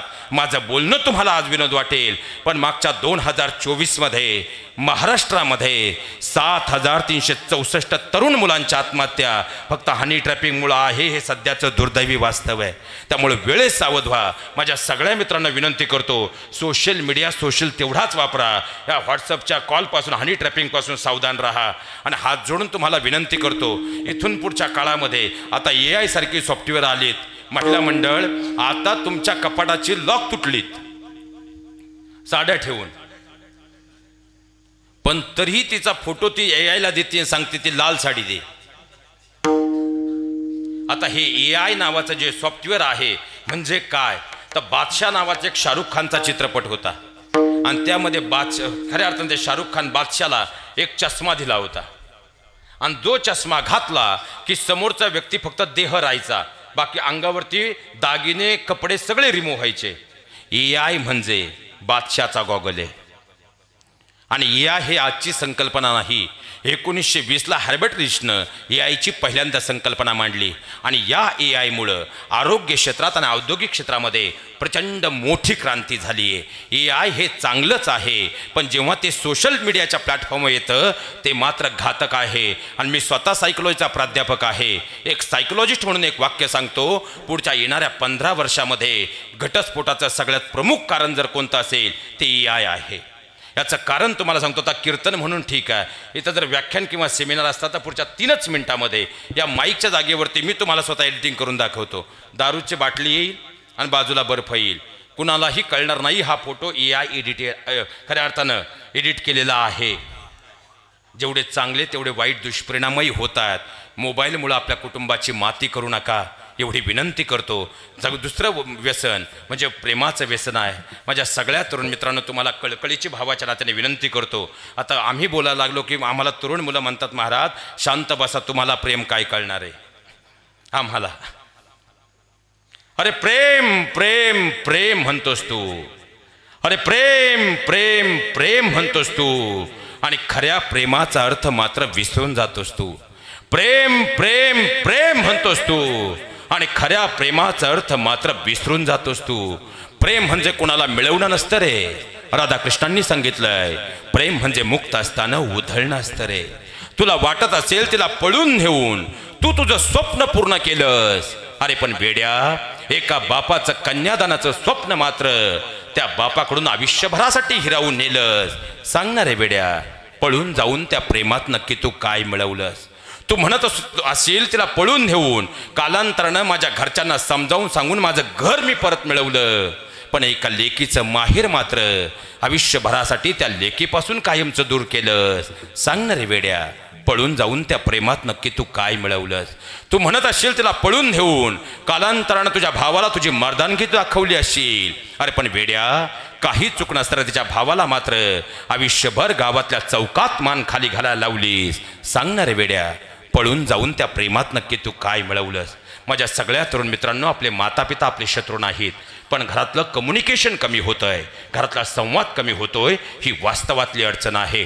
स्वतःला घडवण्यात इतका वेळ घालवा की एक दिवस तुमच्या मनात आहे ते तुमच्या दारात स्वतःहून आलं पाहिजे. एवढं कर्तृत्व तुमच्यामध्ये नक्कीच आहे, फक्त त्या कर्तृत्वाला उजळणे द्या एवढी विनंती करतो. पालकांनाही विनंती आहे. आपल्या ग्रामीण भागात एक शब्द आहे, आपलं पोरग धंदा करणार, त्यात त्याचं बूड बसणार, त्याची कर्ज भरता भरता आपलं आयुष्य जाणार. पालकांना कळकळीची विनंती करतो, ही मानसिकता आता टाकून द्या. आता IT सारख्या स्टेटमध्ये आता तुम्हालाही नवरा आता फॉरेन रिटर्न लागतो. वरती गावाला सांगते आमचा जावई अमेरिकेत आहे, पण तुझ्या लेकीला अमेरिकेत न्यायला आता 83 लाख रुपये खर्च आहे. आता H1 व्हिजा 83 लाख रुपये किती. आणि IT सेक्टरमध्ये होणारे बदल इतके वेगाने होतात कारण ट्रम्प त्या रोज निर्णय बदलतोय. हात जोडून तुम्हाला एक विनंती करतो, इथं सगळे शेतकरी आहेत आणि हात जोडून तुम्हाला विनंती, बचत गट फक्त आयफोन घेण्यासाठी काढू नका. बचत गटातल्या आपल्या तरुणाईनं जर इथं खऱ्या अर्थानं पिकवल्याबरोबर विकायला शिकलं ना, कारण औद्योगिक जर आपण कृषी उत्पन्न बाजार समितीत गेलो, भाजीपाला फेकून दिलेला असेल, फेकून आपण बाजार नसेल तर फेकून देतो, बोटं मडून निघून येतो. पण दादा, आपल्या सगळ्या तरुण मित्रांना एक विनंती आहे, इथून पुढे आपला सप्ताह झाला, भले सप्ताहामध्ये 500 रुपये वर्गणी जास्त काढा, पण सप्ताह झाल्यानंतर गावातून 2 बसमध्ये सगळी आपली तरुण मुलं नाशिक, मुंबई आणि पुण्यातल्या मोठमोठ्या मॉलला न्या आणि मॉल फिरून या. मॉलमध्ये काय विकलं जातं हे एकदा तपासून पहा. कारण आज आपण जे फेकून देतोय ना, अंबानीसारखा माणूस ते ड्राय करून खऱ्या अर्थानं ग्रॅममध्ये विकतोय. आणि ज्या दिवशी आपण विकायला सुरुवात करू त्या दिवशी अंबानी शोधायला मुंबईला जायची गरज नाही. चिकनीच्या घराघरात उद्याच्या अंबानी जन्माला येतील. हे सगळ्यात मोठं वास्तव आहे. पण त्यासाठी आता आमच्या मुलांनी व्यवसायात येणं काळाची गरज आहे. बँका कर्ज देत नाही म्हणून रडायचं बंद करा. मारवाडी समाजाचा सगळ्यात मोठा आदर्श घ्या. 12वीच्या आपल्या मुलाला अजून IT रिटर्न हा शब्द माहीत नाही. आणि खऱ्या अर्थानं मारवाडी समाजामध्ये 12वीपासूनच मुलाचा IT रिटर्न फाईल काढली जाते. आता आपण सगळे शेतकरी आहोत, आपल्याकडे 7/12 आहे. आणि 7/12 असेल तर IT रिटर्न भरावा लागत नाही. पण 3 वर्षाचा IT रिटर्न जर तुम्ही काढला तर बँकेकडे जायची गरज नाही. बँक तुमच्या घरी आल्याशिवाय राहत नाही. आणि तुमचा प्रोजेक्ट जर खरंच चांगला असेल, आता मला सांगा, इथं बसलेल्या किती आयांना सोपं उदाहरण देतो महाराज. इथं बसलेल्या किती आयांना असं वाटतं की उद्या आमच्या मुलीनं शिकून नोकरी करावी, तर आईने एकदा जोरदार टाळी वाजवा. आणि ज्यांना वाटतं तिनं फक्त संसार घरात करावा त्यांनी बोटवर करा.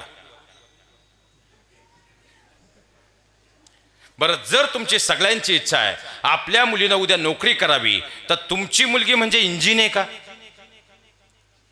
जर ती नोकरी करणार तर ती दमणार आहे. आता आपल्या घरातली आजी मासवड्या करते, हुलग्याची शिंगोळी बनवते, हे पदार्थ बनवले जातात, बरोबर? आपली मुलगी बनवेल. आणि जर ती 10-10 तास नोकरी करणार असेल तर पुण्यात जाऊन पहा, चपात्यांच्या कंपन्या वेगानं वाढत चालल्यात. आणि हे कुणी ओळखलं? मॅगीनं ओळखलं 10 वर्षापूर्वी. 2 मिनिट में मॅगी 37 अब्ज डॉलरचा व्यवसाय इंडियामध्ये करणारी कंपनी. आणि येणाऱ्या काळात त्या मुलीला माहिती आहे मला प्रोटीन किती लागतात, विटॅमिन किती लागतात. आणि जर आपल्या मुलांनी भाजीपाल्याला बाजारभाव नाही तर तोच ड्राय केला, आणि ड्राय करून जर खऱ्या अर्थानं ड्रायल प्लांट उभे राहिले आणि ते जर विकण्यासाठी आपण उभं राहिलो, तर लक्षात ठेवा, इथून पुढच्या काळात गरम पाण्यात जर भाजी टाकली आणि ती 2च मिनिटात तयार होत असेल तर उद्या आमची ताई ती भाजी घेतल्याशिवाय राहणार.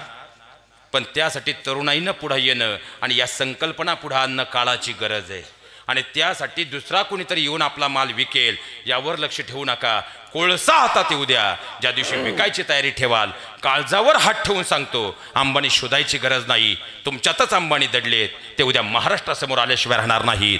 हे सगळ्यात मोठं वास्तव आहे. आपलं कर्तृत्व असं घडवा.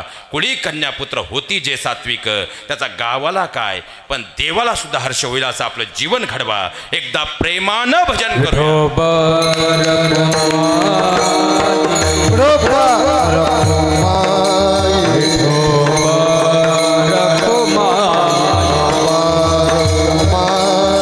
विठोबा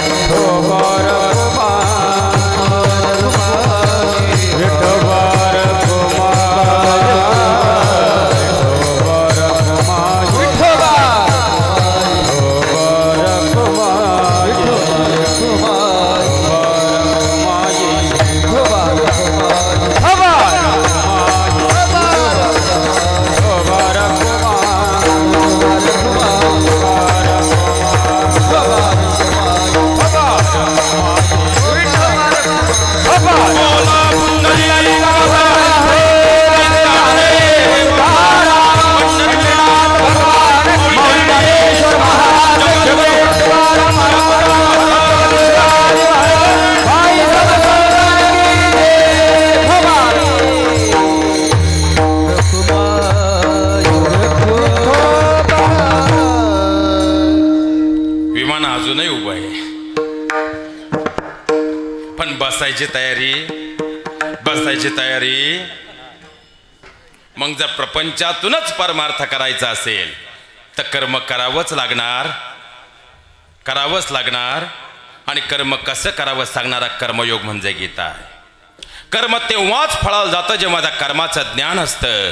ज्ञानयोग सांगणारी गीता आहे. कर्म ज्ञान तेव्हाच परिपूर्ण होतं जेव्हा त्याला नम्रतेची जोड असते.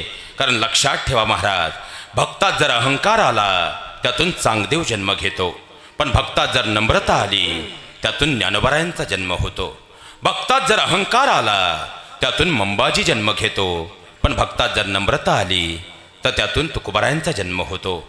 भक्तात जर अहंकार आला त्यातून अफजल खान जन्म घेतो, भक्तात नम्रता आली त्यातून शिवा तान्हाचा जन्म होतो. बंगल्यात अहंकार आला, बंगल्याचंही स्मशान होतं, पण झोपडीत नम्रता आली, झोपडीचंही मंदिर होतं. आणि त्या नम्रतेचा साथ भक्तियोग म्हणजे गीता आहे. आणि खऱ्या अर्थानं आमच्या जीवनात जर कर्म ज्ञान भक्तीची जोड असेल तर जीवन परिपूर्ण होईल. मृत्यूचाही सोहळा साजरा होतो. मृत्यूचा सोहळा कसा करावा सांगणारं भागवत आहे. गीता भागवत करीती श्रवण. आणि त्यासोबत परमात्म्याच्या नामाचं चिंतन जर अंतकरणात असेल तर या देहाचं कल्याण होतं. कारण ज्या मातीतून आपण येतो, जे रक्त आपल्या धमन्यांमध्ये वाहतंय, कर्म कसं करावं, कर्मयोगाचा आदर्श म्हणजे धर्मवीर शंभूराजे छत्रपती शिवराय. खऱ्या अर्थात ज्ञानाची परिपूर्णता काय असते, वयाच्या 14व्या वर्षी बुद्धभूषणम नावाचा ग्रंथ ज्यांनी परिपूर्ण लिहिला, धर्मवीर शंभूराजे. आणि खऱ्या अर्थानं भक्तीबद्दल बोलायचं म्हटलं, आषाढी वारीला चोपदाराच्या भूमिकेमध्ये खऱ्या अर्थानं ज्यांनी संरक्षण दिलं आणि आषाढीचा प्रवास वारकऱ्याचा पूर्ण केला, ते भक्तियोग म्हणजे खऱ्या अर्थानं शंभूराज आहे. कसं जगावं शिकवणारं चरित्र म्हणजे शिवरायांचं चरित्र आहे. आणि मृत्यू समोर आलं तर कसं मरावं हे शिकवणारं चरित्र म्हणजे माझ्या शंभूराजांचं चरित्र आहे. मालोजी कोसळला आणि सम्राट शर्वंत झाला. पाहता औरंगजेबाच्या सामने संभाजी राजांना आणण्यात आलं. आणि त्याच वेळी आज ते कदम आलमगीर औरंगजेब आपल्या सिंहासनाकडे निघाला. हे चित्र पाहिलं आणि वसीम गरजला,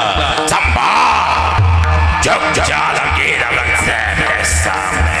आणि कविता सुचल, राजा झुकाएंगे नहीं, झुकाएंगे. आणि वसीम पुढाला, याद रख अल्लाह ताला का घरात पहाय. आणि त्याच वेळी मागून आवाज आला, सबूर अबे बहुत पूछ रहा है इसे. आणि त्याच वेळी आज ते कदम आलमगीर औरंगजेब आपल्या सिंहासनावरून उठला, संभाजीराजांच्या समोर आला, रखडलेला संभाजी निहाळला आणि उत्तरता झाला, 9 बरस का था तब मिला था मैं आगरा में, तब पूछा था हमने इस संभा से, क्यों रे संभा तुम्हें हमारा डर नहीं लगता. तब कहा था इस संभा ने, अरे हमें किसी का डर नहीं लगता, बल्कि हमारे वजह से सबको डर लगता. सच कहा था कबीर ने, सच कहा था. आज तक कभी ठंडक ना मिला दे, लेकिन अब नहीं हमारा गिरफ्त है. आणि त्याच वेळी औरंगजेबाची नजर संभाजीराजांकडे गेली. ती डोळ्यातली आग पाहिली आणि त्या डोळ्यातली आग पाहता क्षणी कडवला औरंगजेब, सांभा आखेरीचे याद रख.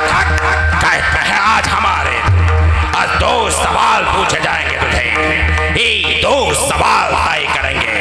रहस्य मात का मंजर देखेगा तू, या होगी तेरी आज ही रिहाई. आणि औरंगजेबानं पहिला सवाल फेकला. औरंगजेबाची नजर राजांकडे गेली आणि औरंगजेब उत्तरला, संभा अरे लाखों के पास थी हमारे, चलो मत मर्रात फिर भी नाल पाए दक्कन. तू आया बरहानपुर, तू आया सूरत, तू आया औरंगाबाद, लेके लूट के ले गया हमारा खजाना. बता कहाँ खजाना? अरे उचलला शाबास. अरे हिंदुस्तानचा खजाना, इथल्या मातीचा कण मानतो आम्ही सोनं. तो गिळलास हिंदुस्तान, तो गिळलीस लूट, पण आम्ही होणार नाही भिकारी, मागणार नाही तुझ्यासारख्याला बोलावून हिंदुस्तान भीक देतो. घेता यसा घेऊ मनगटाच्या बळावर. आणि तर पडला शेवटी उत्तर झाला, हे खुदा कि एक शख्स पैदा नहीं हुआ संभाजायचे हमारे जराने में. अरे तुझ्या पोटी अरे स्वतःच्या बापाला विष देणारा तू, स्वतःच्या भावाचे खुलेआम कत्तल करणारा तू, तुझ्या घरी कदापि नव्हे. हा सारचा संभा जन्म घेईल तो आऊसाहेबांच्या कुशीत आणि सह्याद्री गडकोटांच्या मुशीत तुझ्यासारख्या नव्हे. आणि तरफडला औरंगजेब. शेवटी औरंगजेब उत्तरला, याद रख संभा, याद रख. अरे हंसने वाली बात करते हो मगर कैद में हो हमारे, खुदा की मेहरबानी हो गई. आणि त्याच वेळी त्या खुदाचे आभार मानायला आले औरंगजेब गुडघ्यावर आला. हे चित्र पाहिलं आणि राजांची नजर कविकलशाकडे गेली. राजे उत्तरले, कवीजी प्रसंग बाका एवढा, तुमचं कवित्व कधीही स्फुरतं असं आम्ही ऐकलंय, पण आज तुमच्या कवित्वाला खऱ्या अर्थानं शांतता असावी. आणि कविकलश पाहत राहिला. काय बोलताय राज? अहो खऱ्या अर्थानं मृत्यूच्या मगरमिटीत आहात. मृत्यू थया नसतोय, रक्तानं लालबुंद झाले आहात आणि आता म्हणता का कवित्व स्फुरत नाही तुम्हाला. पण राजांचं ते चेहऱ्यावरचं हास्य पाहिलं आणि कविकल सुचवला, राजन कौन आहे? राजन तुम हो सांझे खोप लड़े हो जंग, देख तुम्हारा तेज रंग. राजे काय लढला तुम्ही जंग, राजे काय तुमचं ते सामर्थ्य, तुमचं तेज आणि सामर्थ्य पाहून आलमगीर सुद्धा तुमच्या समोर वाकलाय राजे. आणि औरंगजेब उभा ठाकला. एकदम चुप, याद रख कैद में है हमारे. अब आखिरी सवाल पूछूंगा तुझे, ये सवाल तय करेगा रहशमात बात का मंजर देखेगा तो या होगी तेरी आज भी हार. आणि औरंगजेबाने सवाल फेकला. औरंगजेबाचा सवाल होता, संभा अरे लाखों के पास थी हमारे फिर भी ना ले पाए दक्कन, क्यों? जरूर हमारे हशम शामिल थे तुम्हें, बता मेरे कौन से हशम शामिल थे तुम्हें. अरे तख्तासाठी रक्तावर लोटणारी जात नाही रे. आई भवानीचे पुते आम्ही झुंजू इथं मरू इथं. याद रख वाघाचे बछडे जगता सुद्धा वाघासारखे आणि मृत्यू समोर आला तर मरतातही वाघासारखे. नको लागूच दादा. आणि चरफडला औरंगजेब. शेवटी संतापलेला औरंगजेबाने फरमान सोडलं, ले जाओ इसे हमारे नजरों के सामने से, निकाल दो इसकी आंखें, ये आंखें जलाती है मैं बहु. काट डाल इसके जबान, हे जबान बोलती बहुत है. काट डाल इसके हाथ, जो हाथ फैलाए ना उसने हमारे सामने है. काट डाल इसके पैर, जिसके घटने टके ना उसने हमारे सामने. आणि बडबद्रुक तुळापूरचा वस्तंभ सजला गेला. ज्या राजानं उन्हापुऱ्या 30 वर्षाच्या आयुष्य कधी पराभव पाहिला ना, ज्या राजानं उन्हापुऱ्या 30-32 वर्षाच्या कालखंडामध्ये खऱ्या अर्थानं वचनाची बांधिलकी जपली, ज्या वाघालाही फाडण्याचं सामर्थ्य आपल्या अंतकरात निर्माण केलं, ज्या राजानं खऱ्या अर्थानं 32 पुऱ्या उन्हापुऱ्या आयुष्यामध्ये आऊसाहेबांना दिलेल्या विश्वासाला खऱ्या अर्थानं मोडकरून दिलं, ज्या राजानं आई अंब्याचा आशीर्वाद घेऊन स्वराज्याची ती परिकष्टता निर्माण केली, तो राजा खरं तो वाहा आता मात्र कांजण्यांमध्ये जखडलेला, साखळदंडात वेढलेला. आणि त्याच वेळी राजांचा तो वाहक खऱ्या अर्थानं हा वाहक पाहण्यासाठी आज रयत उभी होती.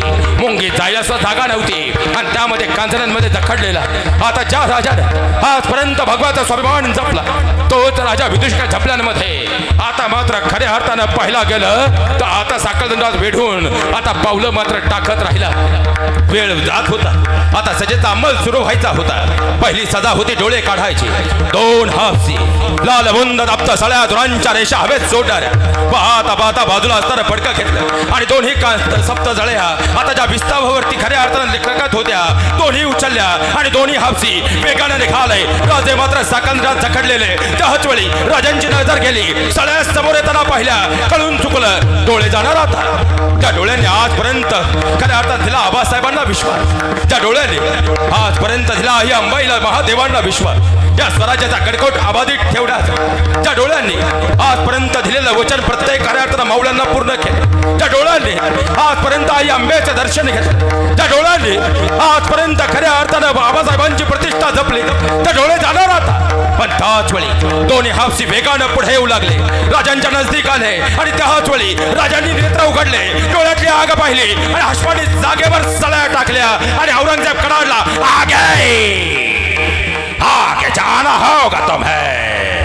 आणि पुन्हा दोन हापसी उभे ठाकले. त्या सळह्या उचलल्या, वेगाने राजांच्या जवळ आले, नजदीक आले. पाहता पाहता राजांना कळून चुकलं, डोळे जाणार होता. आणि त्याच वेळी दोन्ही हापसी वेगाने पुढे आले. राजांचे डोळे मात्र उघडे होते. मुखातून जगदंबाचा बोल सुरू होता. आणि दोन्ही हापसी वेगाने जवळ आले. कुठल्या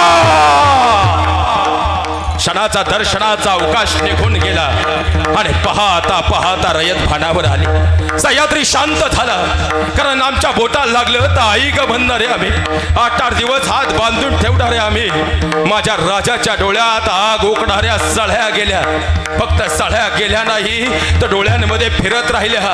अरे बोबळ्या खाक होऊन त्यातून उग्र दर्प बाहेर पडू लागला. तरी माझा राजा हसत होता. जगदंबचा बोल मुखातून करत होता. पण वेळ जात होता. सजेचा अंमल आता खऱ्या अर्थानं पुढे सरकत होता. सजा होती जवान छाटायची. पुन्हा दोन हापसी वेगानं पाहता पाहता आता मात्र सांडशी तलवार घेऊन निघाले. आणि त्याच वेळी राजांना स्पष्ट पावलांची जाणीव झाली. अजूनही डोळ्यातून फुरांच्या रेषा उकळत होत्या. आणि त्याच वेळी राजांना कळून चुकलं, आता जीभ जाणार. आणि त्या जिभेनं उमटवले जगदंबाचा बोल. ती जीभ हरर महादेवचा गदर करत राहिली. ज्या जिभेनं आजपर्यंत खऱ्या अर्थानं दिलेला प्रत्येक आबासाहेबांना शब्दांचा वचनाचा बांध पूर्ण केला. आणि ज्या जिभेनं आजपर्यंत मौलानं दिलेली 7 अंक ठेवले, जीभ जाणार होता. पण तरी माझा राजा जगदंबाचा बोल करत राहिला. अस्पष्ट कानांना जाणीव झाली. हशम जवळ आले. त्याच वेळी राजांनी जबडा खऱ्या अर्थानं बंद केला. दोन्ही हशम पुढे आले. आता मात्र जबडा उघडण्याची कोशिश सुरू झाली. कोणीतरी बाजूला लोखंडी खण घेतला. राजांच्या डोईवर वार झाला. पाहता पाहता कानातून नाकातून रक्ताची धार लागली. अरे राजा लालबुंद झाला, पण जबडा उघडला नाही. कोणीतरी युक्ती काढली. बाजूला असताना खऱ्या अर्थानं तलवार घेतली. पाठमोऱ्या नंग्या पाठीवर तलवारीचे वार होत राहिले. मांसाचे लगदे पडू लागले. रक्ताची धार लागली. जबडा उघडे, पण जबडा उघडला नाही. कोणतरी बाजूला असताना भाला उचलला. मांसाचे लगदाचे तुकडे खऱ्या अर्थानं खाली पडू लागले. तारोळ्यामध्ये राजा उभा होता, पण तरी जबडा उघडला नाही. कोणीतरी घराचा घाव घातला, पण जबडा उघडला नाही. अरे डोईवर लोखंडी घन पडला, जबडा उघडला नाही. पाठीवर तलवारीचे वार होत राहिले, जबडा उघडला नाही. पाठीवर भाला ओरखडत निघाला, जबडा उघडला नाही. पाठीवर खणाचा घाव झाला, जबडा उघडला नाही. उडल कसा वाघाचा जबडा, वाघाच्या तोंडात घालून हात मोजती अवकात सांगणाऱ्या माझ्या शिवसूर्याचा पुत्र सरजा संभाचा जबडा उडल कसा. मग कोणीतरी युक्ती काढली. श्वासाठी जुगलबल्ला पाहिजे. संधीचा फायदा घेतला. केली सांडशी, ओढली जीभ. खऱ्या अर्थात रक्ताच्या थरोळ्यामध्ये जीभ खऱ्या अर्थानं वळवळत पडली. अरे 13व्या दिवशी कवी कलशानं अवस्था पाहिली आणि बसल्या जागेवर प्राण सोडले. कोणीतरी यायचं, राजांच्या अंगावर गरम पाणी टाकून निघून जायचं. कोणीतरी यायचं, बोकड सोलावं असं राजांचं कातडं सोललं जायचं. कोणीतरी यायचं, सोललेल्या कातड्यावर मिठाचं पाणी मारून निघून जायचं. कोणीतरी यायचं, कोणीतरी यायचं, मोठमोठ्यानं हसायचं. आज हमारे पर सबसे बडे जागीर देंगे तुम्हें बादशाह असं हसत हसत म्हणायचं. खिदळत निघून जायचं. कोणीतरी यायचं, गुडघ्याच्या वाट्या फोडायचं. कोणीतरी यायचं, हाताची बोटं उठायचं. अरे 1 दिवस 2 दिवस 3 दिवस नाही, तब्बल 40 दिवस माझा राजा या तऱ्यांचा नंगा नाश सहन करत राहिला. पण वाकला नाही, झुकला नाही, नमला नाही. शेवटी तो औरंगजेब सुद्धा म्हणत राहिला, सचमुच चावा है चावा शेर का. हमने आंखें निकाल दी उसकी, मगर उसकी आंखें झुके नहीं हमारे सामने. हमने जबान काट दी उसकी, मगर नहीं खोली उसने जुबान हमारे सामने रहमत के लिए. हमने हाथ काट दिए उसके, मगर नहीं पाया उसने हाथ हमारे सामने. हमने पाँव काट दिए उसके, मगर आखिर तक नहीं टेका उसने घुटने हमारे सामने. छावा है छावा शेर का, होंगे कभी कामयाब. ऐसे खाली हात लाटणं बरं का दालला. माझ्या संताधनानं ते भाग्य मिळूच दिलं नाही. औरंगजेबाची कबर या मातीत गाडली आणि स्वराज्याचा अस्मिता जिवंत ठेवली. पण खऱ्या अर्थानं हात जोडून जाताना एक विनंती मात्र करतो, स्वराज्याच्या याच यज्ञकुंडामध्ये सगळ्या जाती आणि धर्मांना एकत्र घेऊन राजांनी खऱ्या अर्थानं हे स्वराज्य उभं केलं. आज जाती धर्मांमध्ये वाद निर्माण न करता खऱ्या अर्थाने या स्वराज्याची पार्श्वभूमी जेव्हा अंतकरणात रुजेल तेव्हा शंभू राजाने शिवरायांना अपेक्षित असणारं स्वराज्य निर्माण होईल. हे सगळ्यात मोठं वास्तव आहे. अरे माझा राजा स्वर्गाच्या दिशेने निघून गेला, पण देवतांनी त्यासाठी दार उघडं केलं. तुकोबाराय सांगतात असे देवत्वाला जे जातात तुका म्हणे मज घडव त्यांची सेवा, परी माझ्या दैवा पार नाही. खऱ्या अर्थानं 9:15चा सुमार झालेला आहे आणि वारकरी दंडसंहिते आधारे वक्त्यानं वेळेचं भान पाळणं वक्त्याचं आद्य कर्तव्य आहे. एकदा जोरदार काढून टाळ्या व्यास विशेष तत्वानं एक वाक्य मात्र मला शेवटी बोलायचं आहे, कारण खऱ्या अर्थानं एकदा जोरदार टाळ्या होऊ द्यात एकदा. आणि या सगळ्या टाळ्या चिकणी ग्रामस्थांसाठी आहे. याचं कारण आहे महाराज, वास्तवात तुम्ही पुण्यवान आहात. कारण संत कुठेही अवतार कार्य करत नाहीत, संत कुठेही वास्तव्याला राहत नाही. आणि संत परंपरा जिथं वास्तव्याला राहतात ती माती खऱ्या अर्थानं ईश्वराचा आशीर्वाद प्राप्त असल्याशिवाय राहत नाही. आणि चिकणी ह्या गावची माती ही ईश्वर विभूती आहेत आणि वास्तवानं संत परंपरेनं पावन झालेली माती आहे. कारण खऱ्या अर्थानं गुरुवर्य प्रातस्मरणीय हरिभक्तपरायण भागवत बाबाच्या पदस्पर्शानं पुण्य पावन झालेली ही माती. या मातीमध्ये कारण संत कुठेही जन्माला येतात नाहीत, संत जन्माला येण्याची कारणमीमांसा असावी लागते. संत कुठेही वास्तव्य करत नाही, वास्तव्य करण्याची काही कारणमीमांसा असावी लागते.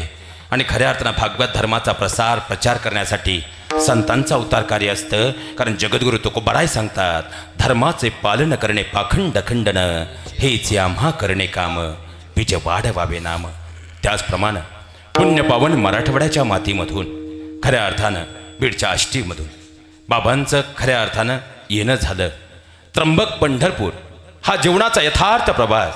खऱ्या अर्थानं पंढरपूरला गेल्यानंतर प्रपंचामधून खऱ्या अर्थानं परमार्थाची कास कशी धरावी हे कळतं. आणि त्र्यंबकला गेल्यानंतर मृत्यू योग दिवस ठरलेलाच आहे. भागवतातल्या जीवनाचा मृत्यू अगोदरचा प्रवास कसा असावा याचं चित्र समोर येतं. पंढरपूरच्या मातीमधून त्र्यंबकचा प्रवास आणि हा वारीचा प्रवास अखंड सुरू होता. हे खऱ्या अर्थानं संत अवतार कर्मरेषेच्या आधारे येत असतात. त्याचप्रमाणे बाबांचा प्रवास एक दिवस त्र्यंबकवरून खऱ्या अर्थानं बदगीपर्यंत झाला. आणि या प्रवासामध्ये लागलं मध्ये गाव ते चिकणे. जणू काय भगवंताच्या आधीचीच इच्छा असावी म्हणून तर येण्याच्या मार्गावरती बाबा आजूबाजूच्याही गावांमध्ये 2-2 दिवस राहिले. पण चिकणे हे गाव बाबांसाठी आपलंसं झालं. आणि पाहता पाहता हा भागवत भक्तीचा भंडारा चिकणीच्या मातीमध्ये खऱ्या अर्थानं वाहू लागला.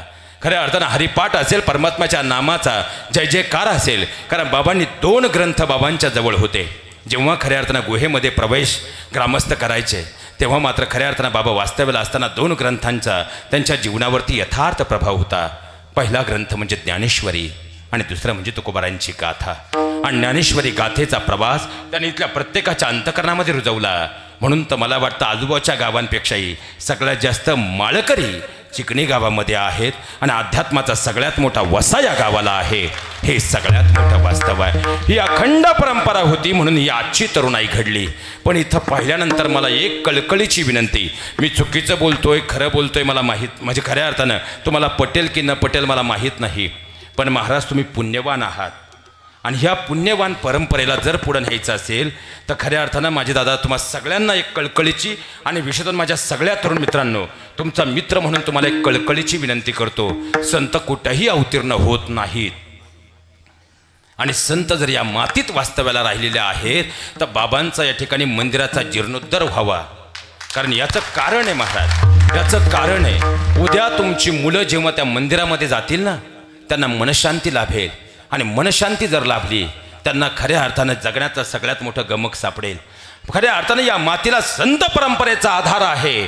आपल्या जीवनात आपल्याकडून कधी चुकीचं कर्म घडता कामा नये हे मंदिरामध्ये गेल्यानंतर प्रत्येकाला उमजेल. आणि म्हणून तरी त्या मंदिराचा जीर्णोद्धार खऱ्या अर्थानं जर आपल्या हातून झाला तर यापेक्षा मोठं भाग्य कोणतं नसेल. आणि त्यासाठी सुरुवात म्हणून आजच्या माझ्या मानधनातून 1001 रुपया मी त्या मंदिरासाठी या ठिकाणी अर्पण करत आहोत. आणि याचा प्रवास आजपासूनच सुरू व्हावा एवढी अपेक्षा या ठिकाणी व्यक्त करतो. समस्त संयोजक आयोजक कमिटीचे ऋण व्यक्त करतो. समस्त आमचे स्वरकंठमणी ताल महर्षी या सर्वांच्या चरणावर नतमस्तक होतो. दादा खऱ्या अर्थानं आपले सर्वांचे ऋण व्यक्त करत माझ्या वाणीला पूर्णविराम. ज्ञानेश्वर महापुरुष ज्ञानानंद महापुरुष ज्ञानेश्वर महापुरुष हा विठ्ठल जय जय विठ्ठल विठ्ठल जय जय विठ्ठल हा गोविंद